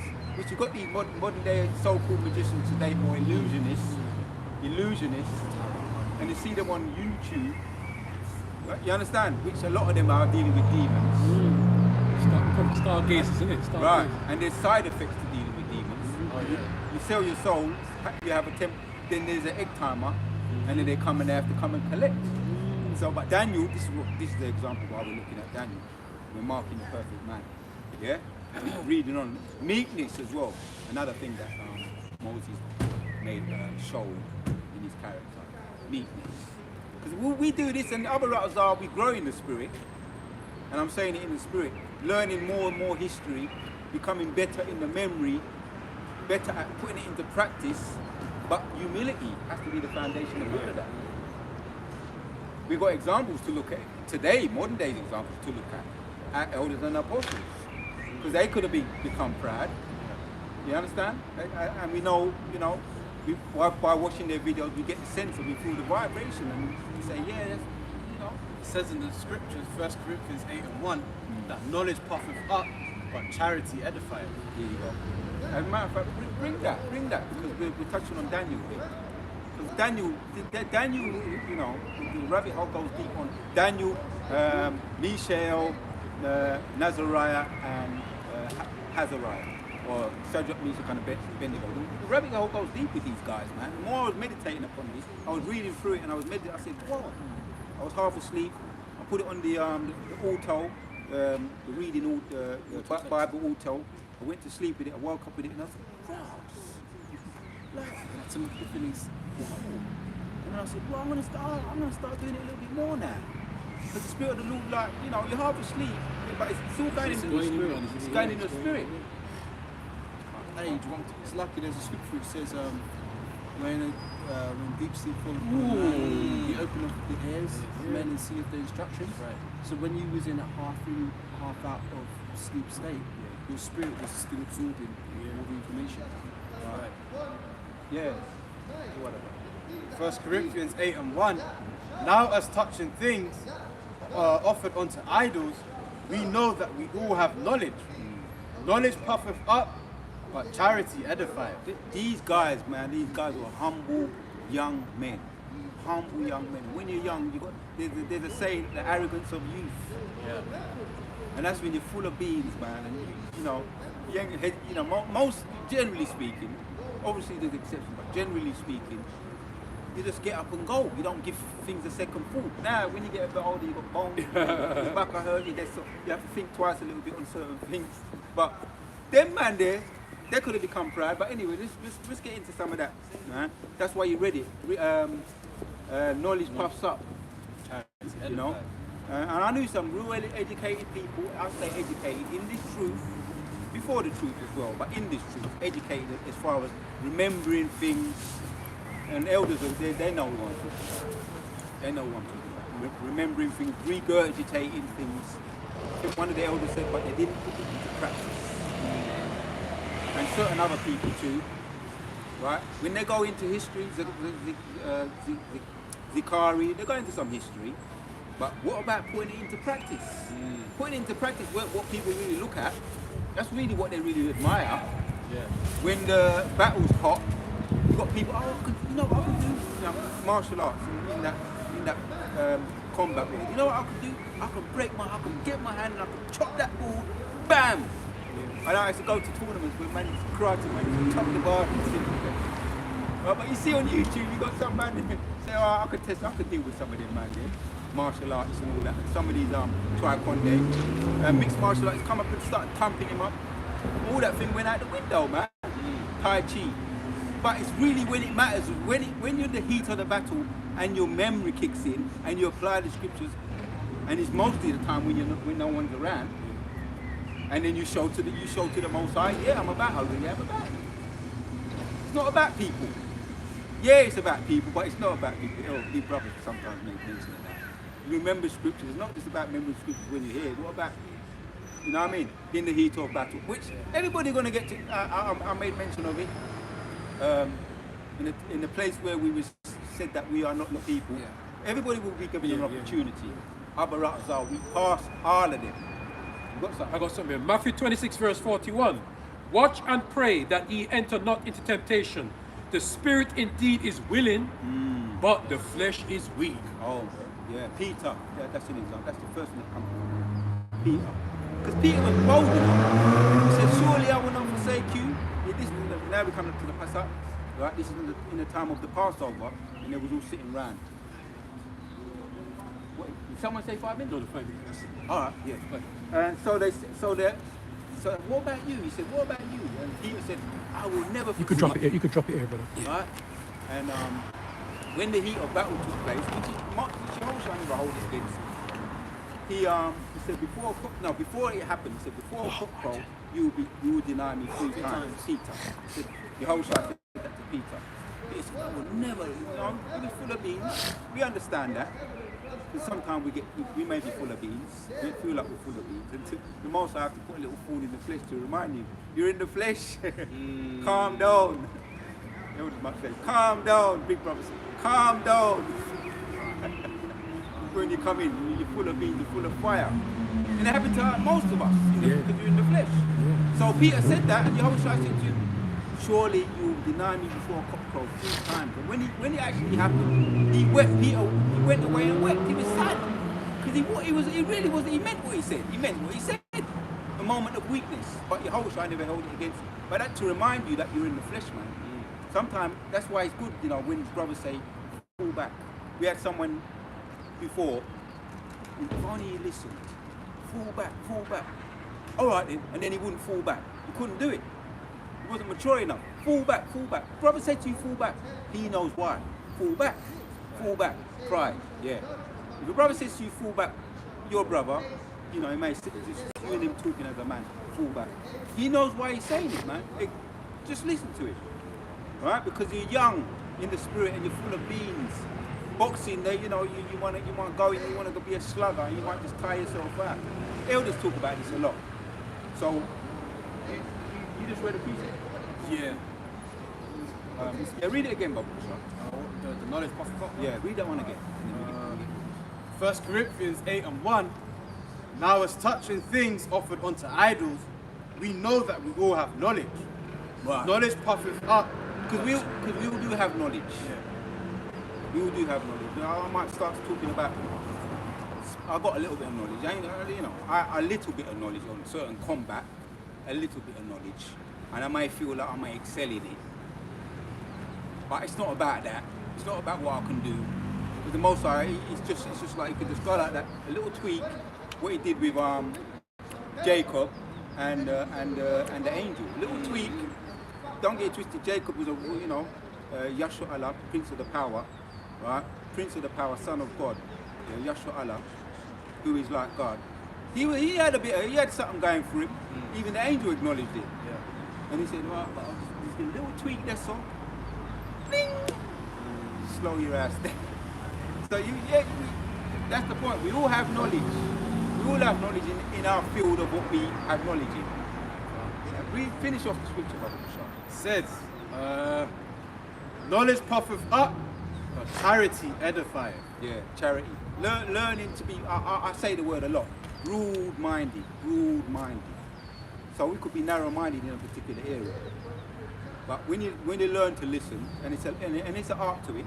Someone said a while ago, there's an art to listening. That man's perspective on a particular area, he come with his particular angle on the matter. You see all the angles. Everybody might see the same thing, but see it a little bit different because they have a different way of looking at the perspective. But just be willing. That's how you broaden your mind. I learned that by just observation, by watching. I learned with my ability. I learned visually. So by just sometimes watching the apostles, their actions and how they do it, listening, broad-minded, observing. Oh, you got something you want to say? Say what you got to say. Oh, hold on a minute. Let him say what he's going to say. Look like when people coming up sometimes. Some people get blocked out though. Nah, you finished with that. Shut the fuck off. Get out. What you got to say? And they shut that guy off and they say, I want to hear what you got to say. Because they read the spirit already. The spirit of the Lord. I ain't saying I ain't on no level yet. I'm still learning. I'm making a point. I'm still learning. That's why we've got big brothers, elders and big brothers. If we learn from examples, some of us are more vision. We may need to have examples. Because they even say that in the Quran, even in Jehovah's Witness, they say this. I remember them saying this. The best teacher is to teach by example. When it comes to, especially with little children. And we're little children in the spirit, man. For the most part, we're little children in the spirit. So, you got a precept, anybody? Yeah, I've got one precept. Yeah. This is, because you talked about pride before. Proverbs 13 verse 10, only by pride cometh contention, but with the well-advised is wisdom. Right. Yeah. So with the well-advised, pride cometh contention, man. What is it? Some teach for envy and strife. Yeah. That was why that particular person came out in the end. Not the very, very last one, but the one before that. Right? Came out in the end that he just had to have strife of spirits, and birds of a feather flock together. So there was nobody who was in that spirit. So he had to end up going and doing his own thing. None of us was in that spirit. And when you was told to fall back, if you didn't fall back, you still would have been here today. Whether you had this, if you could have a spirit like that. You understand? But there's a time and a place. I've got my outlets. My outlet where I need to let out my, I ain't gonna let out no stress or frustration from no brothers. Brothers see what I do anyway. It ain't no secret. The Hilangoli. That's an outlet for me. Yeah, got This is Proverbs chapter 26, verse 28. A froward man soweth strife, and a whisperer separateth chief friends. Yeah, that's the spirit of contentious person. There has to be drama. And we probably know some people like that. Maybe in our family or in our workplace. It's all about drama. You can see with them, and then there's a time when you may have to say, oh, I've had enough of that now. I need to withdraw now. I need to back off from that. Because my spirit, I like peace. That's why a lot of marriages break up. because you've got one always, you know, the woman, especially the modern woman today. That's what it'd be hard for me to be involved in these modern day things. I'm not saying it's impossible. Like when that time we're gonna come, but it'd be very hard because they're all into this social media drama, excitement. When you just like to kick back. Most of the part, Jake is what a plain man, isn't it? Yeah, we want drama now. I want to go here, I want to go here, I want to go here. I deal with that shit, man. I want to go here, I want to do that, I want to go there, I want to go there, I want to go. Oh, there's a rave over there, there's a rave over there, I want to go raving. Them days are over, man. Something to what you said. Yeah, you made a good point there about certain people loving drama, because what it is it's a spirit. Because there's different types of demons. There's a demon of lust, gluttony, envy. All these demons out there. Certain people who have the spirit to where they love drama, or they've got to always be contentious. That's because they've got a demon on them and they haven't driven it off. So it's that demon that feeds off the energy of strife and contention and all this kind of shit. Why do you think soap operas are so popular? Because a lot of women have got that spirit on them, and they lust for that type of. There you go. They soap operas. They feed off the drama. Yeah, reality TV, gossip. We had someone. I don't know if he got into it, but he said we're going to start doing reality TV. That was Sakari. Yeah, Sakari. Reality TV. Listen, brothers say you can have an outlet. Brothers do things. Brothers have got pent up frustrations. Brothers do things. You can do things to get that off your chest. Especially as the scriptures talk about, you could get Ecclesiastes chapters 11. We'll go into some of that, and we can come back to Daniel. Talking about Ecclesiastes. And from about, it might be verses 11 or 12, but let's see if we can get into some of that. Because I'm a young man. I don't act like I'm some freaking old man. I'm a young man. I'm young in the mind. You know what I mean? Ecclesiastes.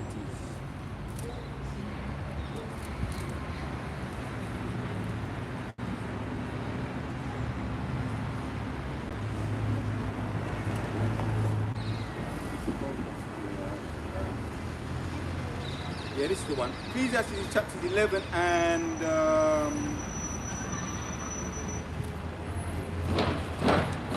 from around 7. Chapter 11 from around 7. Oh, are you there? No. Ecclesiastes 11 and 7. Truly the light is sweet. Yeah, you can stop. And a pleasant thing it is for the eyes to behold the sun. But if a man live many years and rejoice in them all, yet let him remember the days of darkness, for they shall be many. All that cometh is vanity. Yeah. We think back, and a lot of the time we was running after. They say, there's an old saying, the pleasure is in the pursuit. The challenge is in the pursuit of catching something. You race, you want to win the race. You know what I mean? But the pleasure is in actually the drama, the pursuing. Right? I think there's even a movie called Pursuit of Happiness. Yeah. Something like that. Smith, You see? Right. As you said, in pursuit, that's just, you know what I mean? An adrenaline rush. Yes, that's the world. That's why you got people that into motorbikes, with a car, hornet motorbikes, and all they want to do is make whole heap of fucking noise to the people that drive. A lot of people mad because of the noise, but they're getting they're getting a buzz off of it, and just I'm in charge, I'm in control on the road. Everybody stop, it's me, and I'm gonna pass that guy, and it's all vanity. So a lot of them get into accidents as well, but to him it's a pleasure though. But it's a damn nuisance to everybody else. That's what this is what he's talking about here. This is wisdom of Solomon. Solomon's talking about this. So read that again, read 8 again, and then carry on and read up to the top. Ecclesiastes 11 and 8. But if a man live many years and rejoice in them all, yet let him remember the days of darkness. They shall be many. All that cometh is vanity. That's right. Rejoice, O young man, in thy youth, and let thy heart cheer thee in the days of thy youth, and walk in the ways of thine heart. Yeah, so he's saying rejoice in thy youth. Don't let no one say sit down and be grumpy old man. Don't let no one say that to you, because no one ain't gonna say that to you. Sit down, you grumpy old fogey, and don't be young. Be an old man. Because that's going against so-called nature. That's going against wisdom. Parents sometimes do that, and they shouldn't be doing that. Sit down and be a grumpy old man and be like your father, and you're 20 years old, full of beans. They shouldn't be doing that. But there's wisdom behind it when you carry on reading. We want to carry on reading. There's a way to deal with youth. Carry on. And in the sight of thine eyes, but know thou that for all these things, the Most High will bring thee into judgment. There you go, you see? Do it, because even the Most High is saying, do it. I want to go there, I want to go there. The Most High is saying, do it. Do it. It's in your spirit to do it. He's not. Did he come out of the heaven and say, stop it? No, but there's wisdom behind it. He said, you can't hear much feeling. I want to go and drive my car down the road at 100 miles per hour. I want to get a Porsche just because I wanted to have a fast car. Do it. But when you get an accident, you see what's happened there at the end of it? It says, I will bring thee into judgment. He knows, man, he knows. King Solomon was one of the wisest, man. But Most High never said, don't get the women, don't get your concubines. Was it 300 concubines, 700 wives? No, just have one. No, go and do what you have to do and breed them up. But that must be some form of spiritual power that to have them. If your daddy's saying that to you, right? Some may say he don't love you, right? But at the end of the day, the man, he probably because he understands psychology of youth. That's wisdom. Because I can tell you now, most grandparents, I can say now, I know what I'll be saying to my, potentially I've got some grandchildren, right? Just say, I would say, I know the spirit, they're going to sit there, they're going to go, yes, bags, no, sir, 3 bags full, sir. Yes, sir, no, sir, 3 bags full, sir. They're going to sit down, they're going to nod their head, and they're going to go and they're going to do what they're going to do because they're programmed like that. They're programmed. Remember, the most I put the program into them. It goes back to that in Genesis with Adam and Eve. That it was in the be fruitful and multiply. Now you give there's guidelines and you say to them, I hope they listen. But in your mind, the fucking most probably ain't gonna listen. You think about yourself. Yeah. Anyway, let's get back to this because it kind of sums it better than I can. Read 9 again and then 9 and 10. Ecclesiastes 11 and 9. Rejoice, O young man, in thy youth. Yeah. And let thy heart cheer thee in the days of thy youth, and walk in the ways of thine heart, and in the sight of thine eyes. But know thou that for all these things, the Most High will bring thee into judgment. Whatsoever man soweth that he should also reap. That's why he let me do what I do. You ain't going into all the detail, but I love cars. I had cars, I loved them, I had them. He let me get them. And once I got the novelty weared off, we on to the next. The novelty weared off, we on to the next. Most of us, same thing with us in whatever it is we love. Most of the time it may be cars, it may be woman, it may be any other kind of eccentricity. Do it, because at the end of the day, I programmed you. See? I programmed you. So let's turn over the page and carry on. Carry on, So, verse 10. Yeah. All right, finish it. Yeah. Therefore, remove sorrow from thy heart and put away evil from thy flesh. For childhood and youth are vanity. There's nothing you can do about it. I'm going to be an old man before my time. Some people try that too. But you know what I say? I'll say when you're at a certain age, most people need to be locked up. I'll say that to the camera. When you're at a certain age, in this kingdom, which is mercy of the Lord, that most of us ain't locked up. But when you're at a certain age, you're so full of beans, and there's so much sin everywhere, temptations everywhere, just to calm your ass down, that's why it happens to a lot of people, especially Jay. You need to be locked the fuck up. Just to calm down and think. Or you need a good big brother that you respect, or a good role model, if you weren't brought up in this truth.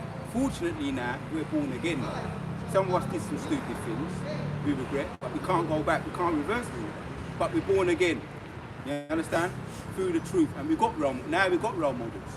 We looked at the precept in Marking the Perfect Man, Psalms 37. We've got role models now, so we don't, some people, they come in the truth and they still be suffering of the things they've done. No, the Most High ain't about that though. There's a balance, yeah, you learn from it, but don't be over, some people suffer from things like that. Oh, I wish I never did that. It was the Spirit of the Lord. It was the Spirit of the Lord why you did that. You know? Proverbs 22 and verse 15. Foolishness is bound in the heart of a child, but the rod of correction shall drive it far from him. Yeah. And some people don't even. Some people, the rod makes them worse. I'm saying the truth. It's true. In this time, the rod makes them see. Well, if you read on, Baba Kushal, read on. Read on. Yeah. Yep.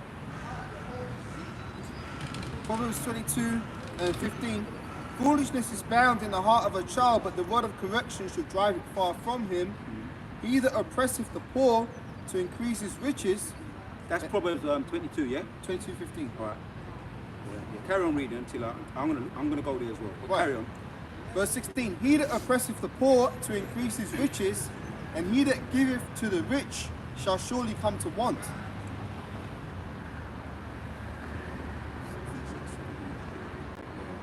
You want me to read that? Train up a boy. Train up a boy. Fine. Yeah. That's fine. Is that 5, yeah? Yeah, it is, yeah. Proverbs 22 and verse 6 says, train up a child in the way he should go, and when he is old, he will not depart from it. Yeah, because Benjamites, right? What did the first one you read? Proverbs 22:15. A typical Benjamite would read that. I'm going to read it, yeah? Foolishness is bound in the heart of a child, but the rod of the correction shall drive it far from him. They love that cottage scripture. Yeah, they go hard and Typical Benjamin. I'm not saying not all of them. I'm just saying a typical one in the way that he was probably brought up. They didn't know better. They fucking get the rod out, or the hanger, or the belt, and they start licking them bomber clocks every time they go wrong, go off. But you've got 3 children and you're beating them all the same, and they're all different. So when they grow up and some of them they rebel and they go out and they start fighting people, or they become aggressive, and they come on and police come to the yard, and you still don't know who the fuck you did that, bumble, you did that. You never. The child might be very intelligent, and that's why I brought out 5, right? 6. Train up a child in the way he should go, and when he is old, he will not depart from it. In the way he should go. Train up a child in the way he should go. You got 5 children, and I learned this through observation and experience in some different areas and just watching. I learned this psychology, because psychology has a lot to do with listening and watching psychology. You don't need to go to tick boxes with psychology. Fuck them people. I want to know psychology, and they put them through some fucking stupid test and shit. And they don't care. Because you have to care to be a real psychologist. Same thing with a physician. You have to care. If you tick all the boxes and you're a physician, you tick all the boxes, and you don't give a shit. No. What the fuck What does sense that that mean? make? People come to you, they're sitting down and they're in pain. You just, tick that box, and you ain't even fucking looking at them. You can't, and you don't feel for them. Your whole shot, you see? There you go. That's why we mark the perfect man, your whole shot. What did he say? He felt for the people. They were like shit and rock, tossing from to and fro. And he sat down with them and he felt for them. And he healed them. You can't be cold and do that shit. A physician today. You hate people because you don't want to heal people you hate. You have to fucking have love in your heart. You understand? So this is what I'm talking about. People, it's not about fucking typical Benjamites. Oh, I know the scripture. Anytime it's picked to them rude and they talk about it in the Christian church, that's how they talk. The parents, they talk about it. Bring out the rod for him and beat him. And the fucking you see the youth come with all kind of scars and shit. The youth don't want you tell him to do something he don't want to listen no more because he don't respect you. Because you was violent to him.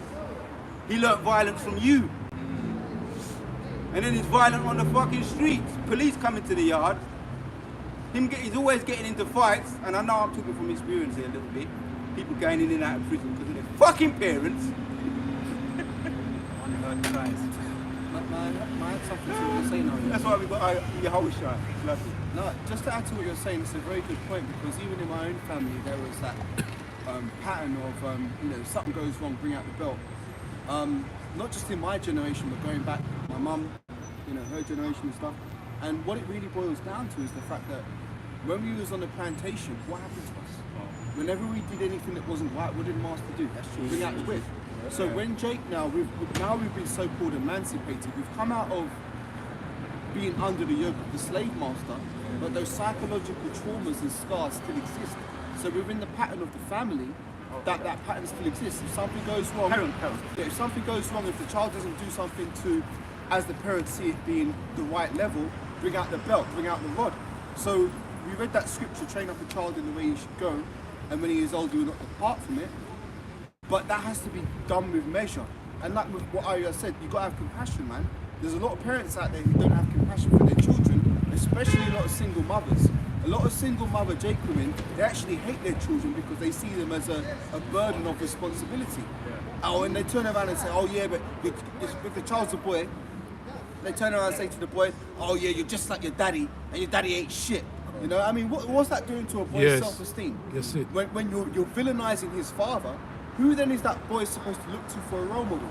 Then he starts looking at who Esau promotes to him, which would be your rappers, you know, your gangster rappers, your Hollywood celebrities, and then your boy starts emulating them, thinking, yeah, life's all about, you know, making money, you know, chasing pussy, buying fast cars and jewelry. These young boys are growing up with a very effeminate state of mind, because a masculine state of mind is more about, well, look, how can I sort of build something for myself that will last and be sustainable? A lot of young Jay can't really think with that mindset. So the trauma of slavery goes long past just, oh yeah, we was on a plantation. No, man, a lot of them scars are still being are still having an effect on Jake today. Yeah. And the scripture says, you know, provoke not the children to wrath. Yes. You see? Yeah. Not, Because I got this book and I had Willie Lynch. one of my first books, and I ain't no bookworm, but this is one Going when he's old, he was apart from it. because as you mentioned, the generational curses have been passed down, right, from the time of the Willie Lynch, from the time of on the plantation. So what did Willie Lynch, why are we still under the mentality of slavery today? This is what he goes into. Just to touch on a little bit here. Making of a slave, yeah? The bullet point is, I have foolproof method for controlling your black slaves. I guarantee every one of you that if installed correctly, because Willie Lynch was a raiser of horses. A lot of people don't know that he was a raiser of horses. So he was under the psychology of animals. Anybody who's psychological understands about things like humans, animals, if you're a very psychological person. Yeah? So it says, I have a foolproof method for controlling your black on the left-hand side. I make the point, this is from the left-hand side. He's always been wicked. And they do understand psychology on the left-hand side very well. For the slave for at least 300 years, my method is simple. And any method and any member of your family or your overseer can use it. I have outlined the number of the differences among the slaves. And I make these differences and make them bigger. I take these differences and make them bigger. So it exaggerates the difference. Like you're tall, a little bit taller, you're a little bit taller, I'm short. So they'll exaggerate all of that.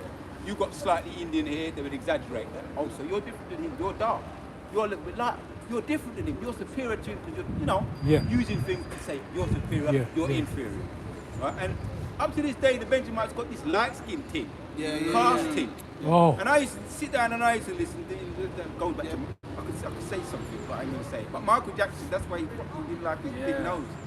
Joseph said, talking to me about his big nose, you're ugly with the big, anyway. We'll probably know a little bit about it, right? And I have outlined the number of the differences among the slaves, and I take these differences and make them bigger.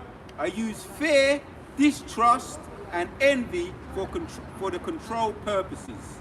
And it goes on, but hence the book, a little bit more. I mentioned something. Take this simple little list of differences and things about them. On top of my list, age, but there is only, because it starts with an A. The second is color. See, you're darker than him, or you're lighter than him, therefore you sit in the front seat. Yep. And he would play it all out as like a movie, right? Size, sex, sizes of the plantation, status and plantation attitudes. That's why you got this red eye, what they call it, evil eye. Because the evil eye, the nigger woman is wicked. right? And she got an evil eye towards us. But we got evil eye towards her too. The woman them wicked, you know. And it's true though, but the evil eye works both ways. You take it and you make it bigger. So I'm going to deal with some of them other nations.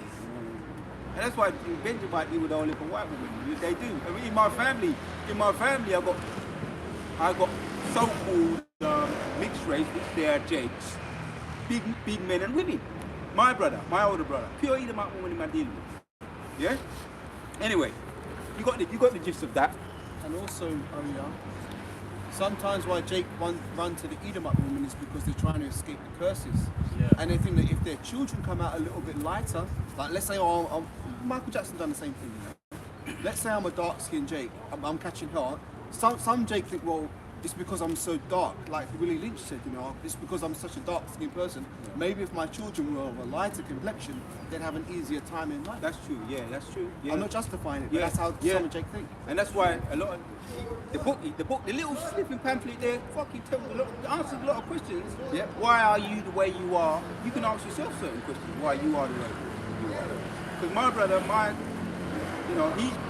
he was into what he was into, and he's got older, my niece and nephews. They're all in their 30s, but he was trying to put that on me.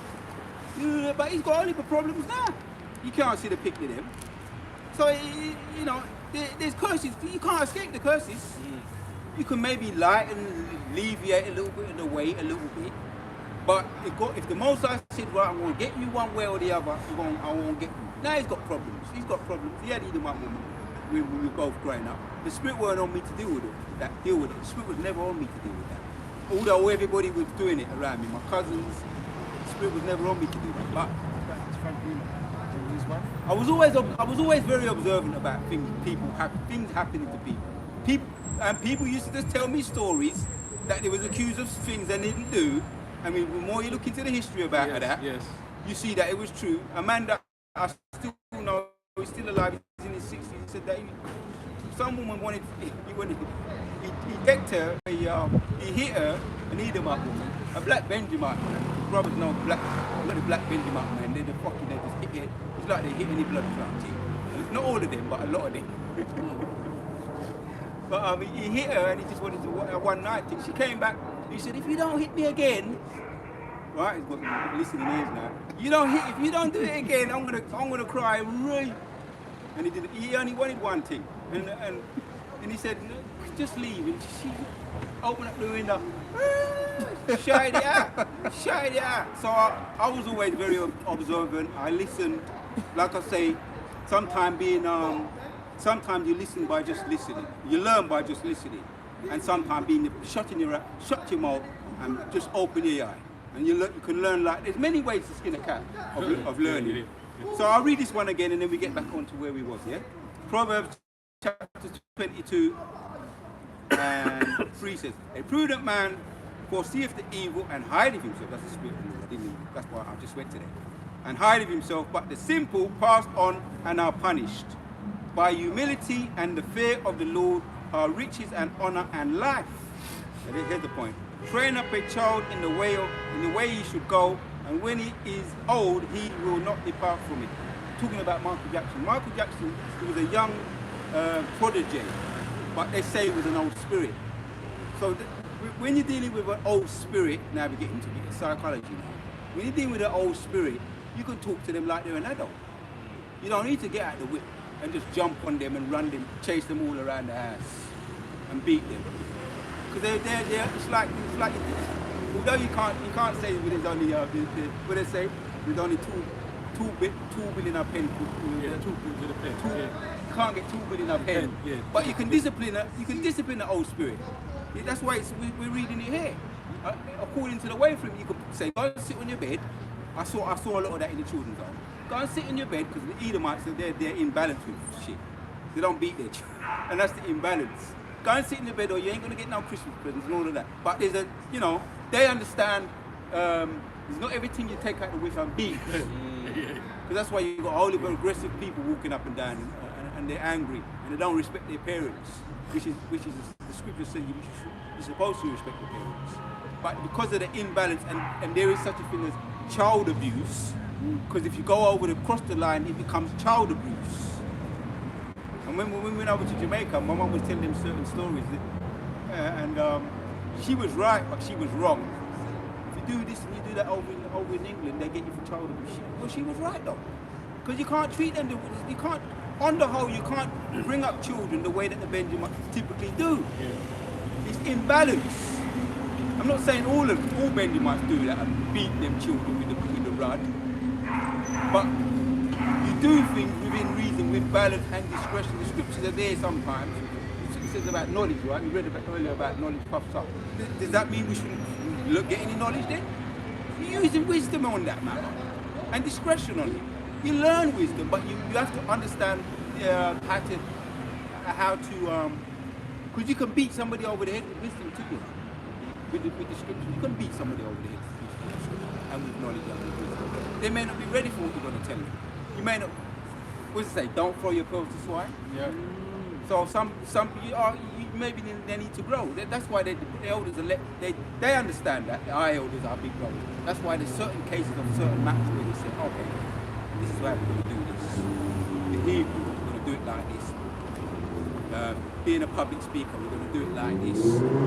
Opening up camp, we're going to do it. You understand what I'm saying? They're looking at the spirit of how you do it with certain brothers. Oh, that brother may be not ready at this moment in time. Or that brother, he look like he's ready now. Let's do that with that brother. Train up a boy according to the way for him. Alright? A prudent man foreseeth the evil and he hideth himself, but the simple pass on and are punished. Train up a boy according to the way for him, so should way he should go, and when he is old he will not depart from it. Michael Jackson was abused so fucking much when he went to the ranch, when his parents wanted to get in contact with him, he didn't want to talk to them. Oh, Neverland Ranch. Neverland Ranch. You know, he said, oh, I don't want to talk, I only want to talk to the Toya. I remember when me and her was growing up, we were so sweet, the Toya. He didn't want to talk to no one else in his family. He hated them. And there may be a very practical reason why. Or obviously he went too far with his selling out and all that so-called bleaching his skin and all of that. But ultimately, the spirit of the Lord won't deal with it. But the point is that you don't, you know, there's wisdom in dealing with certain things as, you know, individual. Let's get back to marking the perfect man. We was at Daniel, yeah? Because we never hit the point. Daniel chapters 2. Left off at 24. Daniel 2 and 24. Therefore, hold on one second. Take your time. I'll start 28.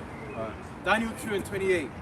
But there is a power in heaven that revealeth secrets. And maketh known to the king Nebuchadnezzar what shall be in the latter days.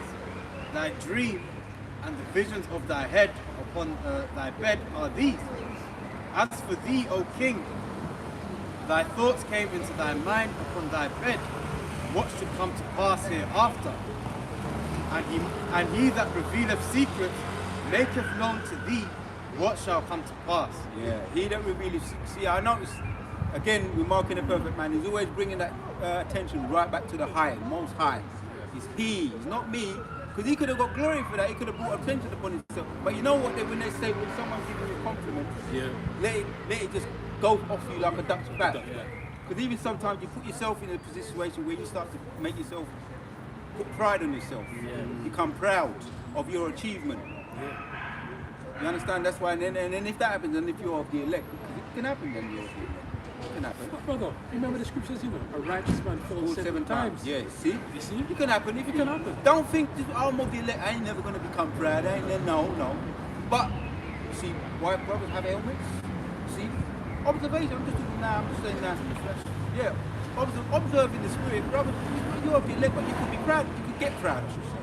And then the Most I have to do something with you, like Jacob, with the angel when he was wrestling.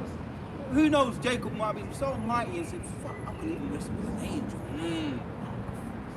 I'm that guy. So the Most High said, okay then, I'm just saying, speaking as a man and using it as an example. So all right, wrestle with this angel then, see what happens.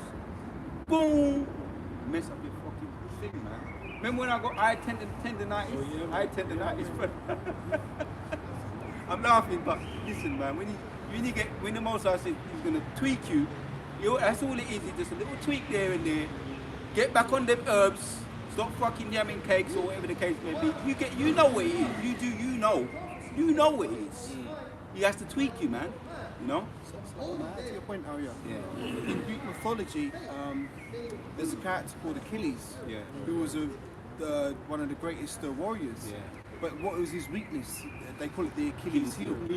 So even him had that little tweak, Yeah. and that ended his game. Chink in his armor. There you go. Because according to the Greek mythology, he was that strong man. There's a movie on it. Troy, innit? Yeah, that strong guy. And there's an old movie on it. I don't know if it's still around. Some old movie, Achilles, where you see. I was always fascinated by them kind of things. Samson, Achilles, Jason and the Argonauts, and all those kind of films. But when he was given a gift of being strong, and he was dipped in some magic lake, and one of the gods, could have been his mother or something to that effect, dipped him in, and she left out the ankle, right, which is where his chink in the armor was, his weakness. So that was his weakness, his weak spot. The chink in the armor was his Achilles heel. That's why that's why you got this saying or this word, the Achilles heel, which is your weakness. And if you sprain that, you're gonna a long time to recover. So in the flesh, man, we all got our thorns in the flesh. You go back to Apostle Paul, the thorn in the flesh. So you know why you're getting that thorn in the flesh. You may be excelling in a certain area, and you know, ching. It could be wisdom and knowledge. It could be whatever it is. It could be you're just firing on all cylinders. You're doing the video, knocking him out. Next thing you know, most I said, nah, you know, you're doing too. Brothers have said it as well. I'm doing. Yeah, I realise I'm doing too. I was going too hard. I was really going hard on a nigga woman. And this happened. I was doing too. Brothers, no, you know. That's why these scriptures are so beautiful, right? Then you get Ecclesiastes 3 verse 1. To everything there is a season and a time to every purpose under heaven. Yeah. See, and that's where wisdom comes in. You could be of the elect. How else are you gonna deal with it if you're not listening? You're gonna have to do something like slow you down. You know what I mean? Some people, if maybe potentially why they're not here, obviously they would never listen, and potentially, you know, if they was of the elect, there would have been a chastisement, because there is a chastisement, isn't it? David spoke about that. David spoke about, although he is loved, I will chastise him, King David. But anyway, let's focus on this, finish on this. Daniel is, we're talking about marking the perfect man. This is right now the example that we're bringing out here. Where was it? Verse 30. Daniel 2 and 30, but as for me, this secret is not revealed to me for any wisdom, that I might have more than any living, but for their sake, that shall make known the interpretation to the king. See, that I have more than any living. Imagine having that kind of living. About anything. Boy, I don't know if I'd be humble if that happened to me. Ask me about computers, because I wish I knew more about them. Ask me about computers, ask me about engineers. I don't have to go to the man to fix my car anymore. No, I'm my own man. Wow, you know, herbs. I could cook, I know women. Telling me my head won't get bigger. I could do I'm self-efficient. This is the kind of man we're talking about here. These and these others. Carry on, Bubba Shah. Finishing out 30. Same when I was lying down, I was thinking about it. Oh, I said, that's why the Most High gave me. He gave me my food in the flesh. Brothers know what mine is. Yeah. Finishing out in verse 30, and that thou mightest know the thoughts of thy heart. Thou, O king, sawest, and behold, a great image. This great image, whose brightness was excellent, stood before thee, and the form thereof was terrible. This image's head was of fine gold, and his breast and his arms of silver, his belly and his thighs of brass, his legs of iron, his feet of part of iron, part of clay. Thou sawest till that a stone was cut out without hands. Yeah, and when we go on talking about that image, but it's going to actually break it down slowly. We could talk about it, but it's going to break it down slowly, who these images as we go and read, carry on reading, yeah? Thou sawest till that a stone was cut out without hands, which smote the image upon his feet, that were of iron and clay, break them to pieces. Then was the iron, the clay, the brass, the silver, and the gold broken to pieces together, and became like the chaff of the summer threshing floors, and the wind carried them away, and that no place was found for them. Yeah, so when we read earlier, we mentioned about he rises up kings and he brings them down.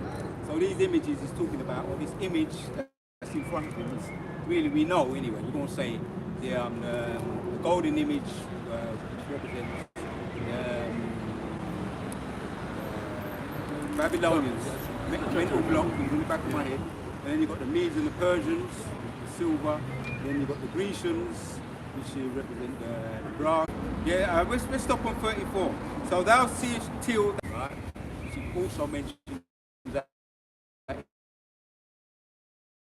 in Revelation. That stone, yeah, I remember back in the day that just come to me now. A lot of the Benjamites, they're into that throwing stones or skimming. If anybody heard of that, skimming.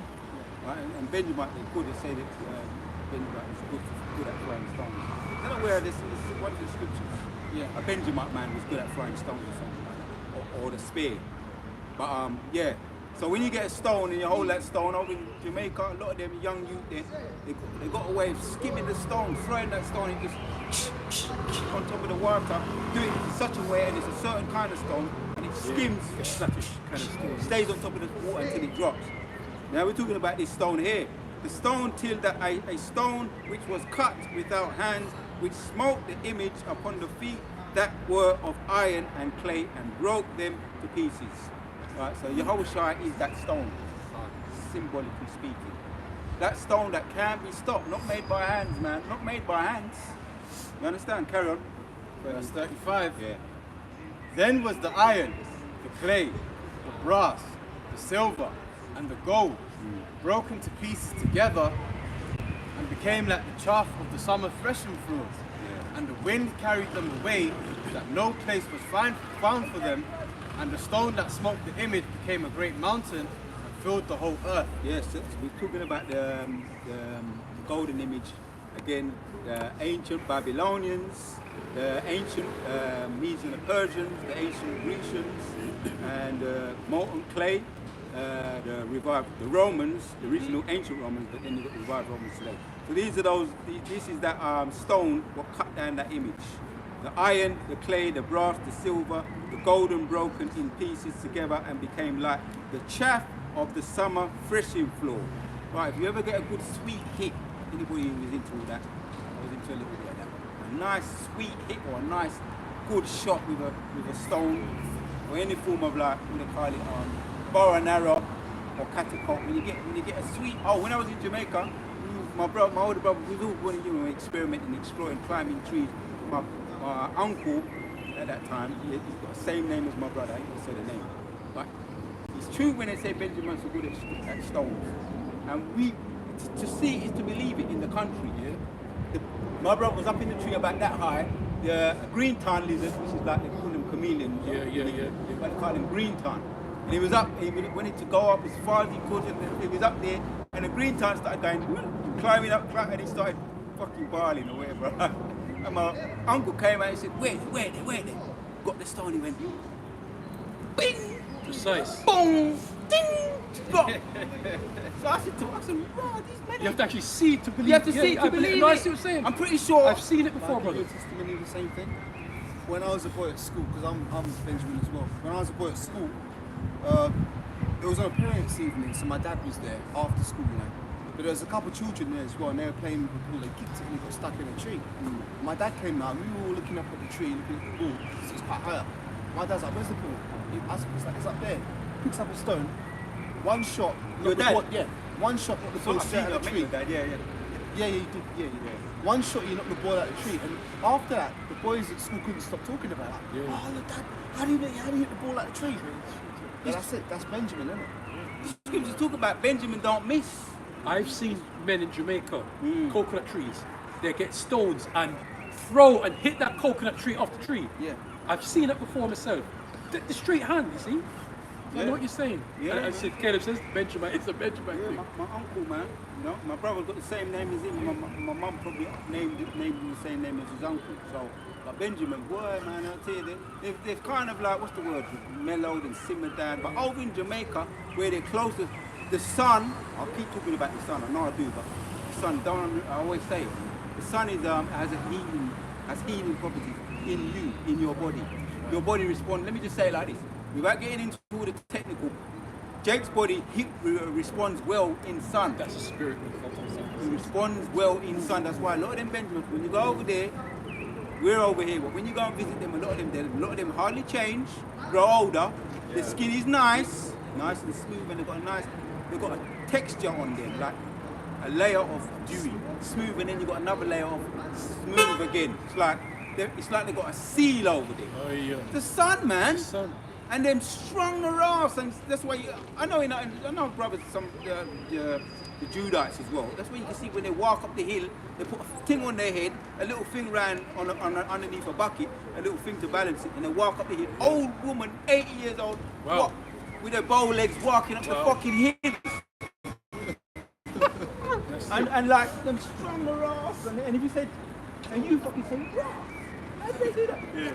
They got don't underestimate the power of good food. Hopefully, hard Make food. them hard.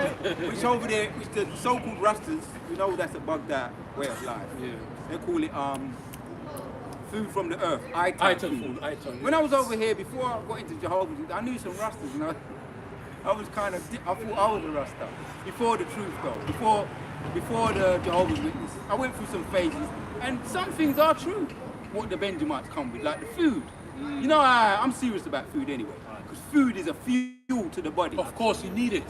So if you can get that good food, like that so-called, what they call ital, or food from the ground, if you can get it. Find ways to make it pleasurable to yourself. Do that, because you're gonna leave a lot of ailments what you get from the concrete jungle food. Which every now and then, I'm not saying you can't yum your fish and chips every now and then. Right? I'm not saying, because I know, you know, brothers say, you know, you're fishing, but don't, I would say about that, now the positions have just jumped on. Stay away from the meat, what they call it, unidentified meat. GMO. Yeah. Stay away from that meat. When you go into some of these shops, if you've got a good restaurant that you know and you and him see eye to eye, and you know he's alright, getting his good meat.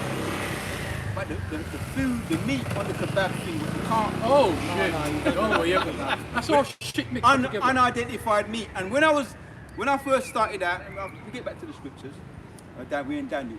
I knew someone. He said he worked for a kebab shop, unidentified meat.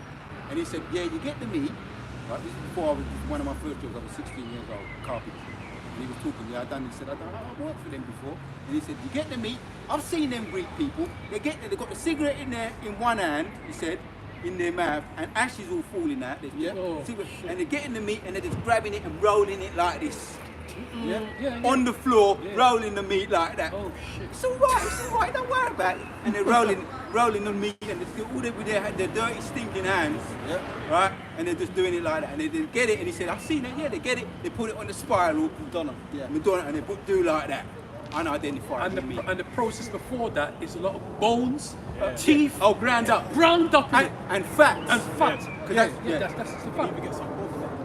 Everything in it, brother. Everything. Yeah, why wouldn't they? Because remember, you can't. That's why when I was saying to certain people, when I was a little bit, I don't know what the word was. I was always into food, but let me say this: when you go to shops, if you go to a certain shop, just make sure you can identify what meat it is to the best of your ability. Yeah, we're in Ezekiel 4, defile food, but if you can't identify the food, what it is, what meat it is, you can tell. Someone went into a shop, they went into one of these Thai shops and came out, saw it was on YouTube, they probably took it down, probably might be on the TikTok. He opened it up, he went to the camera and said, "What the fuck is that?" "Oh, I asked for a piece of chicken. Was that look like a piece of chicken to you?" You understand? People, you can tell by looking at food sometimes if it's a piece of chicken or not. You've got to identify, look at the leg. You know what a leg looks like, a leg of chicken looks like. If you can't make sense of it, it's not fucking chicken, man. Or it might be, you got rats out there your own health, I'm saying it, out of love. Remember, it's your health.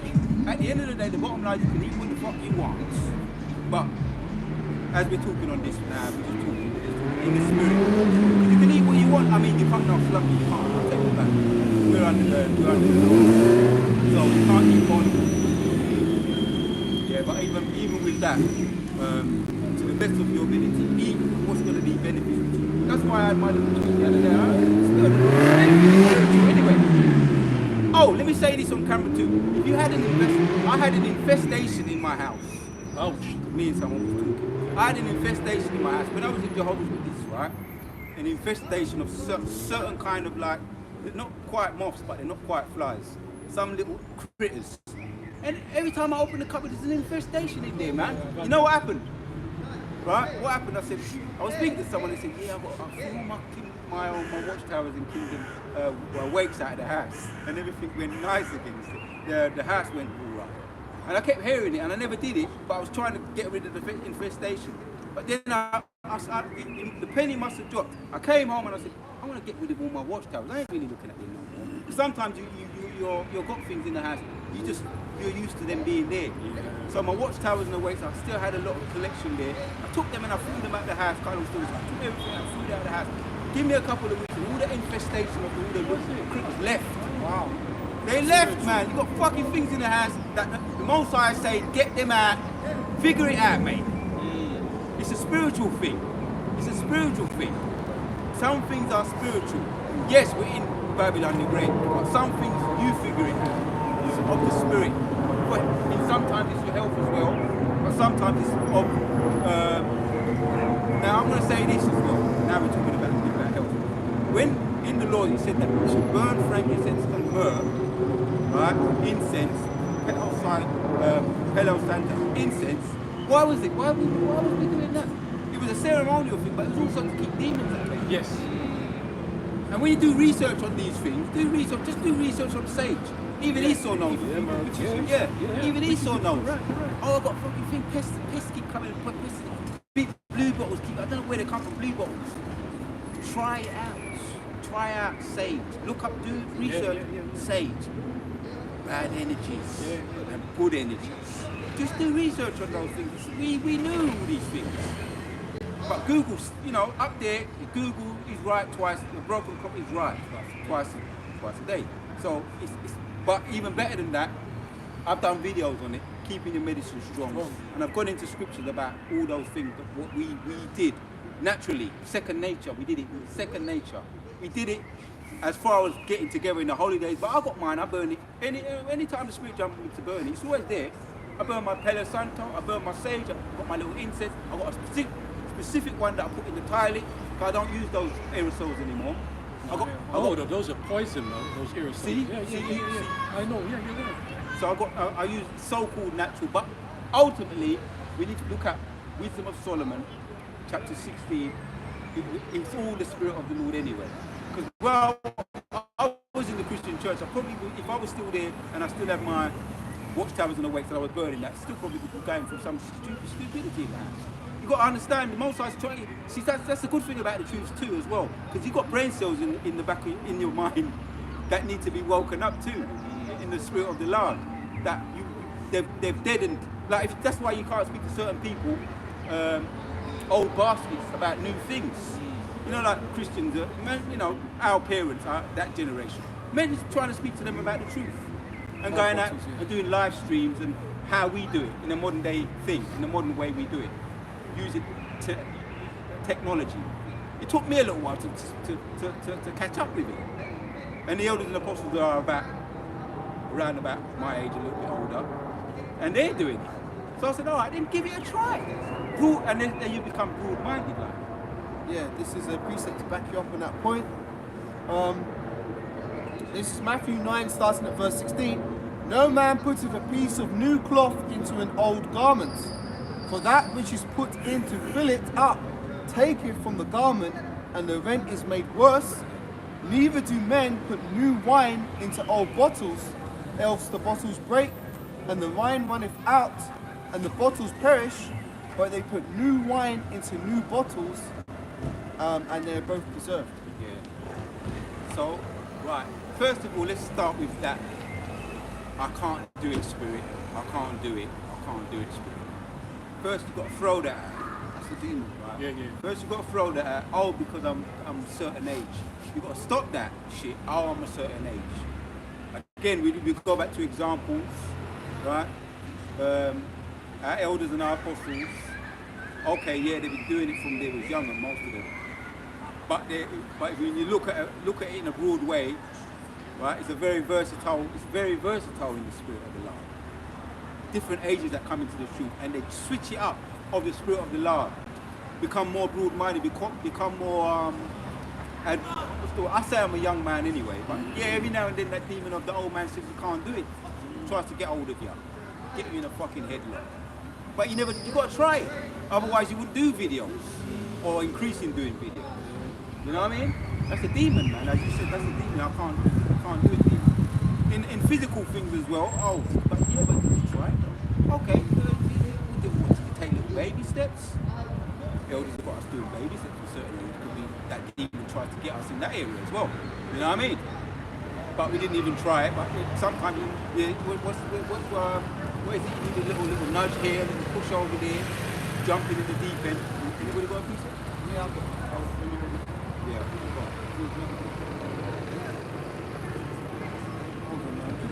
Alright, so Daniel, let's go back to Daniel. We're going to see if we can finish this chapter. Spirit like wind, it takes us where it takes us. Let's go back to Daniel, see if we can finish off the chapter. Daniel chapter 2. Yep, and Alright then, let's get to it. Hold. Right. Find where we was and hold it. this is a reason why, because you know that spirit of, oh, I can't.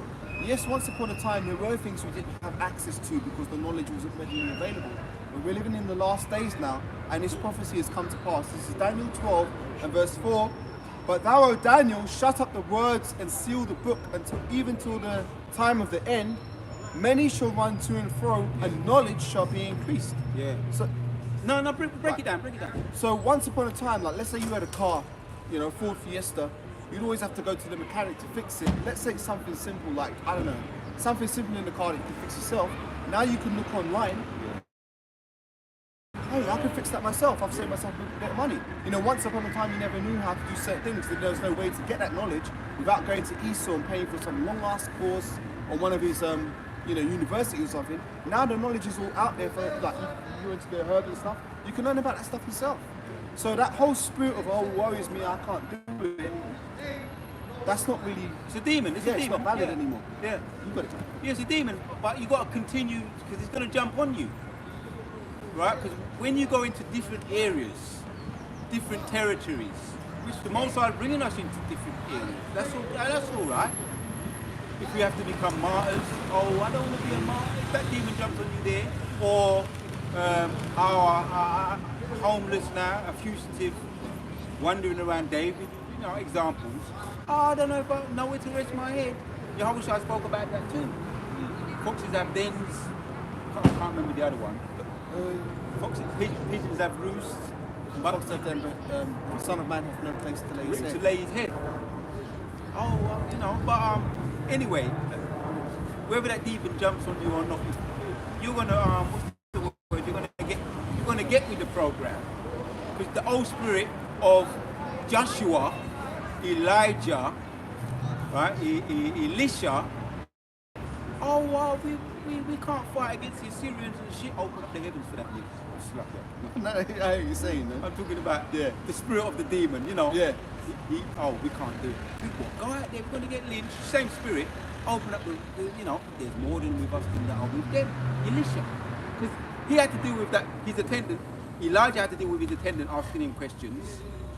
Who knows how many questions it was in doubt. And Elisha was a warrior in the spirit, which he got this, penny did drop anyway. Because Elisha got a double portion of Elijah's spirit anyway. But it was good that he hang on in there. Most High gave him a blessing, double portion of it. But he hang on in there because the Most High used Elijah to boost his spirit and open up the heavens to him. Now, right, let me just say that. Let me just take a little breath. Now, would we bug out if the Most High opened up the spirit to us, any one of us? maybe about that. But then you're going to have to get with the program. Whoever Elisha is, you might have to do that happen again. But ultimately, we are going to see that anyway. Everybody. The scripture says that every eye shall see it. Revelation 1 and 7. Right. I like when he said that. The light just came on. See? That is spiritual. Yeah. Just came on when you said that. So get with it. All right, that demon jump on you. You can't do this. You can't fucking do a little walk and talk and thing. When it's raining. I got caught up in it because I fucking hate the rain, but it was a sunny day and I got caught up in doing it in the rain. And the Spirit of the Lord said, you better finish it now. It didn't stop you though. It didn't stop. But the Spirit of the Lord said, all right, I'm gonna wet you up a little bit. See what, just to test it. I want to show you what you can do. Since you think you can't do it, sometimes that's what has to happen. Remember this says, you know, with the Lord, nothing is impossible. Yeah. Run home and be hibernating, because you know we like to hibernate in this cold weather. But I'll show you what you can do. I'll put a trick on you. That bet with Job. That was a bet. Job and the angel was Job. What is it? Job chapters 1. You will keep your integrity. Job didn't know what he can do until he was tried out, tested. You don't know what you can do. I thought, without being overly confident, there's certain things I'm doing now. I thought, I'm doing it now. I'm doing it so easy, man. And I can't even tell it to brothers because I know brothers they got that unlocked anyway. Everybody can do that, but I couldn't do that shit as far as technology. But I feel good that I can even do that. Brothers were doing it for fucking years anyway. Because if you grew up with the personal computer, the PC, that ain't nothing to you. But we would grow up on the pen and paper. Me and you in school, pen, analog and shit. Yeah. So we're catching up. When they say about being born again, that's some real talk. Being born again in more ways than one. Yeah, let's finish off to the man. Other brothers, I pray that we can finish with this chapter. Daniel 2 and 36. This is the dream. And we will tell the interpretation thereof before the king. Yeah. Thou, O king, art a king of kings. For the power of heaven hath given thee a kingdom, power and strength and glory. Yeah. See, all the times it keeps mentioning, if you just look at it, it's almost in every verse it's mentioning the power of the Most High above him. Right. Not giving himself a glory, because you know that stick that's contagious, you know. Not as puffy. Yeah. It's me that can, I can do it. But you're not wrong, you can feel good that you did it, that you was used as a vessel. Make sure you say, yeah, I was used as a vessel. That's right. Then you're letting it come off. It's not sticking on you. Most High used me as a vessel. All praise and glory to the Lord. I came out, I went out there today, I spoke, the Spirit of the Lord was on me, I brought out the scriptures with the help of the Akil. I got other routers out, I made it home. The wada, Yahweh, the wada. Give me the strength to do it. Look, see, I was talking about he hears our cries. Little things, he likes little things, you know. He likes little things. I'll say that in the spirit too. When your child shows manners, or your grandchild, or your niece, or your nephew, you told them something, and they come back and say, you know what you said to me the other day? I remembered it. They asked me at school, and I remembered what you said. You feel damn good. You them was listening. Yeah, listening. Yeah. Same thing, you know. When you say, I remember, you taught me this, you know, in the Spirit of the Lord, or even the elders. We said they don't want no glory. I know the elders they don't want no glory. But it's good that you know, just by us doing this work, a lot of the credit still goes, you know, they don't want it, but a lot of the credit comes, it does go to them too, as well, as they put it out in the vibration. And we remembered it. You understand what I'm saying? And we're saying it back now. I was saying this in one of my videos, you know? Just like a relay. Yeah. They started the race, right? And they got the first baton. And what they do, they pass it on to the second runner. Then the third take the baton, and the last one. All it is, they just want you to continue in the work and finish the race. That's all it is, yeah? Well done. Well done. My good and faithful servant, slave. That's it. That's what your apostles want. If you was faithful in little, you'll be faithful in more. Little things, you just be faithful in it. Little stuff. Don't give me more than I can handle though. I ain't one of them people. Personally, I want to be able to. Anyway, let's go there. Let's go there. Let's go on with the let's carry on with the Daniel so we can finish it. Daniel 2 and 38. Wheresoever the children of men dwell, the beasts of the field and the fowls of the heaven hath he given into thine hand. What? Yeah, come on. And hath made thee ruler over them all. Yeah. Thou art this head of gold. Yep. That's it. Carry on. And after thee shall arise another kingdom, Yeah. inferior to thee, and another third. Oh, so let me just break that down. Head of gold, that's the ancient, don't say Babylonians. It was just on the tip of my tongue and I got it out. The water. Yeah, the ancient Babylonians, the head of gold. Carry on. And after thee shall arise another kingdom inferior to thee, Yep. and another third kingdom of brass, which shall bear rule over all the earth. Yeah, as a matter of fact, let me go to some. Let me go and just get some, just for visual content here. Otherwise, yeah, hold that for. Or you can read read that previous verse again. What you want something for visual? Yeah. I've got this here. Where you got? Oh, the other. Yeah, that's it. Put it onto the camera. Put it onto the camera.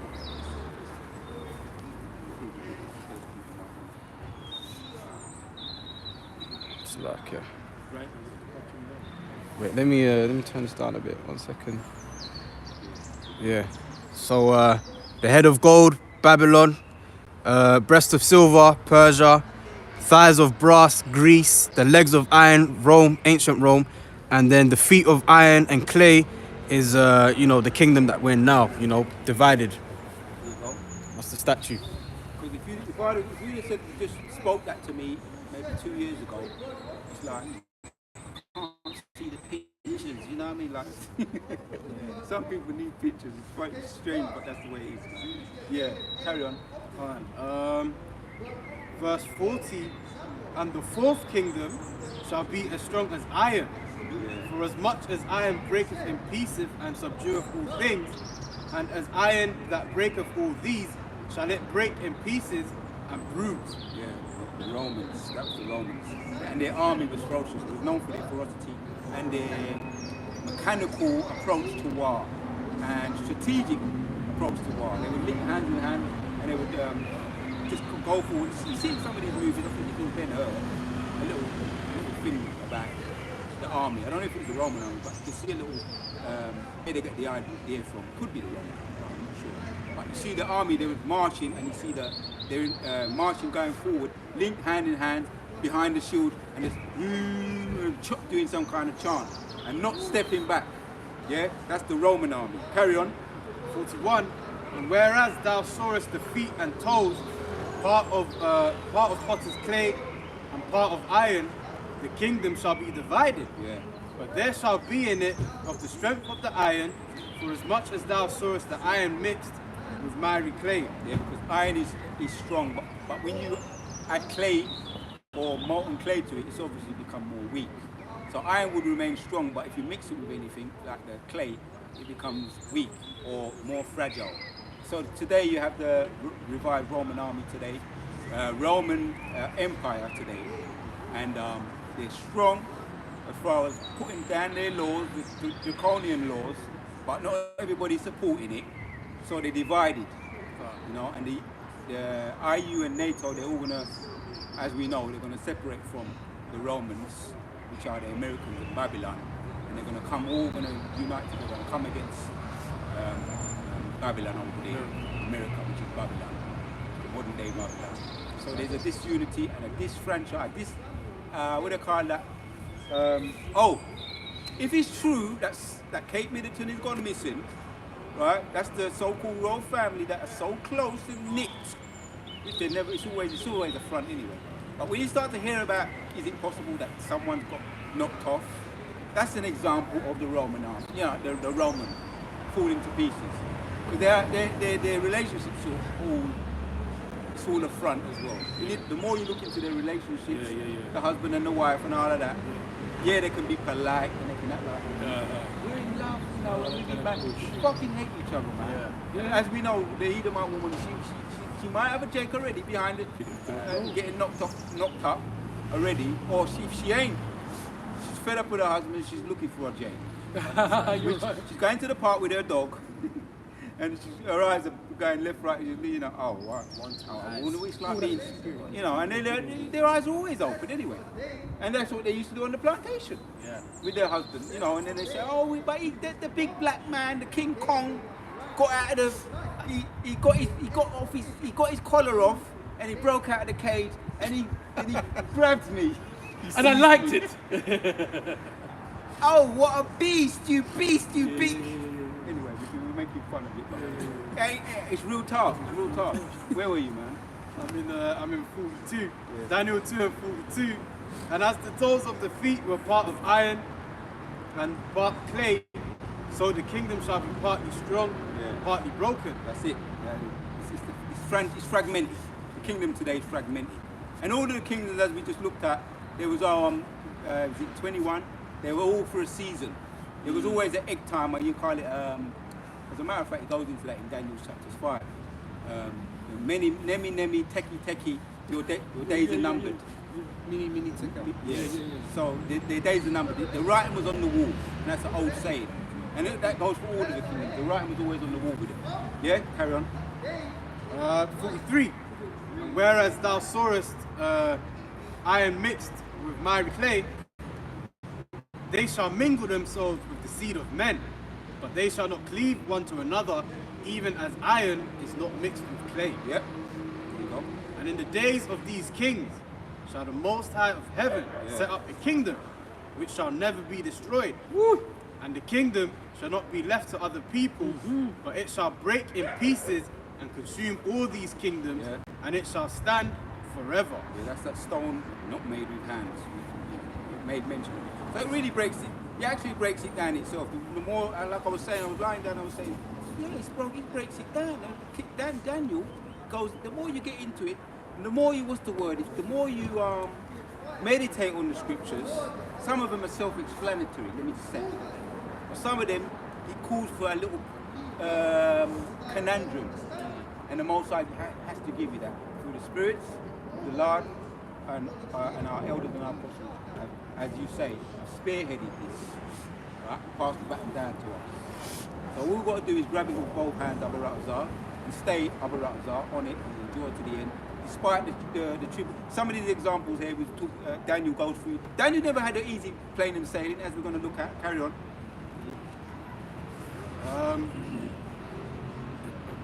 45. For as much as thou sawest that the stone was cut out of the mountain without hands, It's repeating it again. It's going over it again. Yeah. and that it break in pieces the iron, the brass, the clay, the silver, and the gold. Again, it's repeating it again. Yeah. The great power hath made known to the king what shall come to pass hereafter. And the dream is certain, and the interpretation thereof sure. Yeah. Read on.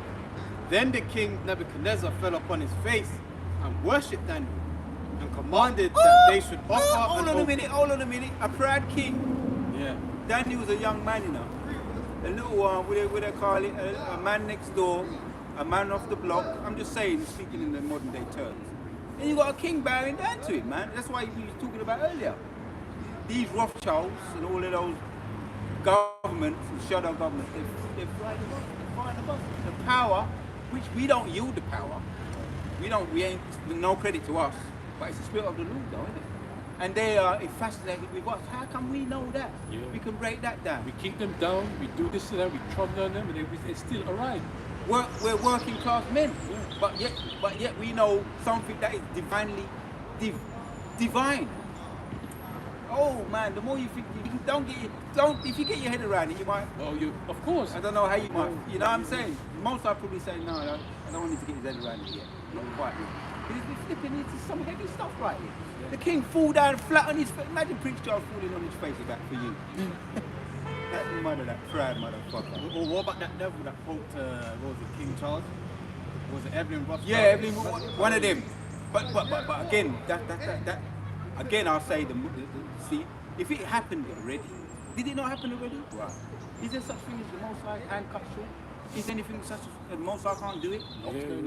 His hands not short to say. We said about, I can't do it, demon, innit? Yeah. I don't know what I can do yet. That's the spirit of fear. Yeah, innit? That's the fear. That doubt really is a spirit of fear, and a fear of failure, which has been invested in us from a very early age. You go to school, oh, if you don't get this mark on your test, you're going to fail. Yeah. Oh, if you don't get these grades, you can't go to that school. Yeah, if you don't get those grades, you can't go to college. There's always this culture of fear which prevents people from even trying. But the Most High ain't feeling that, man. The Most High have not given us the spirit of fear, but of peace and of a sound mind. So really, when you're afraid, the only thing you're allowed to be afraid of is Yahweh and Yahweh Shai. Right. If you're afraid of anything else, the Most High is disappointed in you. Well said. If you are his elect, let me say it like that. If you have doubting promises, right? Doubting promises. If you don't feel it, you don't feel the market, if you're his elect and you got that fear, you're gonna chase you up, gird up your loins like a man. Jonah, look at Jonah. Oh, Jonah too. Yeah, he was intimidated, but really it was a little bit of, he was in his flesh. But the Most High got his attention, and I like the way the Most High got his attention. You could have just said, right, I'm going to give you the spirit of cock, boldness, bam. But then would it be appreciated? See, he brought him round, he had to bring his eyes round, and he said, fuck, that lesson he would never forget that lesson. That's us too. Some of us had to go through things when we were younger for us to be who we are now, even before the truth. But there was always a bigger plan for us. Why? I can tell you why I'm not scared of dogs. You don't have to get into it, but I know why I'm not scared of dogs. Some people still scared of dogs. They may always be, but I'm not fucking scared of dogs. When I was younger, my older brother was older than me. Anytime there was a problem, he would call me, the younger brother. So I'm not saying most I said, right, the spirit in you not scared of dogs. It was something that happened in my life. But at the same time, that was a part of the Most High's move. But there's a bigger picture to why we have certain strengths and certain weaknesses. We all have them. If you said to me, go in the classroom and do a test, I'll be fucking, I'd rather go, put me in front of one of them dogs. XL bully. An XL bully. Thank you very much. But then you got people that say, no problem. Keep me away from the XL bully, put me in the class. You understand? You see, that's where it comes, where we need, that's the broad-minded understanding why, and there's psychology sometimes involved. That's why that's why the bodyhood, the brotherhood, why we learn from each other. If you said to me, put up a video on, if you said to me, do you know how to set up a channel 2 years ago, and you went through it, sat down with me, and fucking writ everything down, and I wouldn't be able to, I couldn't have done it. Still won't get it. Now I did it myself with a little bit of encouragement. I went and I did it, and I said, fuck you, no. And then I did it again, I said, right, I did it again. Then at first it was like I kept doing it right. It was like I was just falling in my lap. And then I was doing it then it was me doing it. Anyway, just making the point. Why did we say that? Oh, about that doubtful spirit. The doubtful spirit. The Most I've got ways of taking doubts out of you. Some people are so full of beans and courage, they'll fight anyone, and then they've got a phobia for a little fucking spider. Elephant. Speaking of, Dog comes up. And then you've got elephants that are scared of little rodents. Yeah. Big mouth, and the elephant is big and raw. Anyway, just making a point. Yeah. Sometimes, like, it's good, like, you got to have a healthy attitude towards failure. I'll use this as an analogy. Let's say you're doing archery, right? You got your little target. They like Robin Hood, they have the target type thing. If you never shoot an arrow, how do you know how far away from the target you are? Yeah. So the point is sometimes you've got to shoot and miss, and then you say, okay, the target's on that tree, I missed the tree by maybe a meter, now I need to adjust my aim a little bit, and you shoot another arrow, now you're a little bit closer. Now someone could come around and say, oh, but you missed the target, you failed, this, that, and the other, but hang on a minute, it's not about getting things right in one try. Yeah. This life is, the Most High gave us many years to live on this earth. If we was going to get everything right the first time, why would we live to 40 years old? You get everything right within 2 days and okay, go back to the spiritual realm, you're done. No, it's a process of learning, and that process is failure at some times. But failure isn't failure until failure. Like, you can do something, get it wrong, but if your mindset is, okay, well, I failed this time, let me get it right next time, you get it right next time, and that will ultimately be a but it's when you fail and you're like, oh, I'm no good at this, I'm not even going to try anymore. That's when you really lose. That's giving up. Yeah, that's defeated. Yeah, well, I would say it like, I would say it in the same way, but different words. It doesn't look, it's spirit. A defeated spirit ain't going to go on, he's never going to go on the battlefield. A defeated spirit is never going to try to go on the battlefield. But I correct myself again. If you're of the elect, you can run, you can hide, you can try to do everything. If you're of the elect, you're going to do what the Most High want you to do. We mentioned about the book of John. You're going to do it because that's what your lot is. You've been conditioned in the ways of Babylon. Whoever you were in the past, you've been conditioned in a certain way. But if you are so and so and so and you're back here, you're going to do your purpose on the earth again. You're going to do it. Doesn't matter what you've been brought up to accept and the limitations that Esau has put on you, or even your own parents have put on you, because you're the last one, or you're the so-called black sheep of the family. It's just, that's all. You know. When I say that, you know, your brothers understand when I say that, because there's no such thing as, you know, but they use that as a negative thing. But you're going to do what you were supposed to be doing. Let's get back to Daniel, because Daniel's a perfect example as well. That you see if we could finish out this chapter. We're probably going to close out soon. Where you left off. Daniel 2 and 45. For as much as thou sawest that the stone was cut out from the mountain without hands, and that it brake in pieces the iron, the brass, the clay, the silver, and the gold. All the empires past and come and gone. Yeah. The great power hath made known to the king. Yeah. What shall come to pass hereafter. And the dream is certain, and the interpretation thereof sure. Yeah. Then the king Nebuchadnezzar fell upon his face and worshipped Daniel, and commanded that they should offer an oblation and sweet odors unto him. Right. So is there going to be a second fulfillment of that? You 100% sure it's going to happen. Despite how big the giant looks, and Goliath, despite how he looks, what did David do to Goliath? He licked him down, didn't he? With a sling. One shot. With one shot. I think it was five previous shots, and he hit him with the fifth, and it connected him, or it might be the sixth. But that was a giant. So these were giants to Daniel, King Nebuchadnezzar. Right. Yeah. So is there how many verses? All right. So just read it off, and then I'll break it down. Read off the rest of it. 7. Yeah. Then the king answered unto Daniel and said, of a truth it is that your power is a power of all gods. See that? A heathen, right, who was worshipping false gods, he had to acknowledge who Daniel's God was. Right. And because Daniel, you know, he came and he said that he was giving the glory to God. But he was a man, he weren't no fool either. Daniel was educated in all the ways of Babylon, he was educated in all the ways of the world, you know, the world, as well as the truth and in the Holy Spirit. He was an educated man. The more you look into Daniel, you would have put him in, he would have had masters, let me just say it like that. He would have had a lot of degrees in the ways of this world. Yeah, the more you look at it, and the more you look at a lot of the prophets, those other men too. Carry on. And the Lord of kings and the revealer of secrets, yeah, seeing thou couldst reveal this secret. Yeah, then he gave the glory to the Most High. Carry on. Then the king made Daniel a great man, and gave him many great gifts, and made him ruler over the whole province of Babylon, and chief of the governors over all the wise men of Babylon. Yeah, last one. Then Daniel requested of the king, and he set Shadrach, Meshach, and Abednego over the affairs of the province of Babylon, but Daniel sat in the gate of the king. Right. He set them over as chieftains, man. Yeah. He didn't forget his brethren. You know what I mean? But he didn't forget his brethren, Shadrach, Meshach, and Abednego, Ananias, Mishael, and Nazarias. His brethren in the spirit, his brothers in the spirit. He set them up too. So Yahshua Allah got their little bit of, they got their time, I say, their time of glory, which they gave the glory to the Most High. So the Most High said, you know, you gave the glory to me, you did it the right way, so I'm going to give you the glory. Right? What's that? It goes back to, I'll give them praise and fame. Water. See? So all you got to do is, you know, as Moses said, stand still.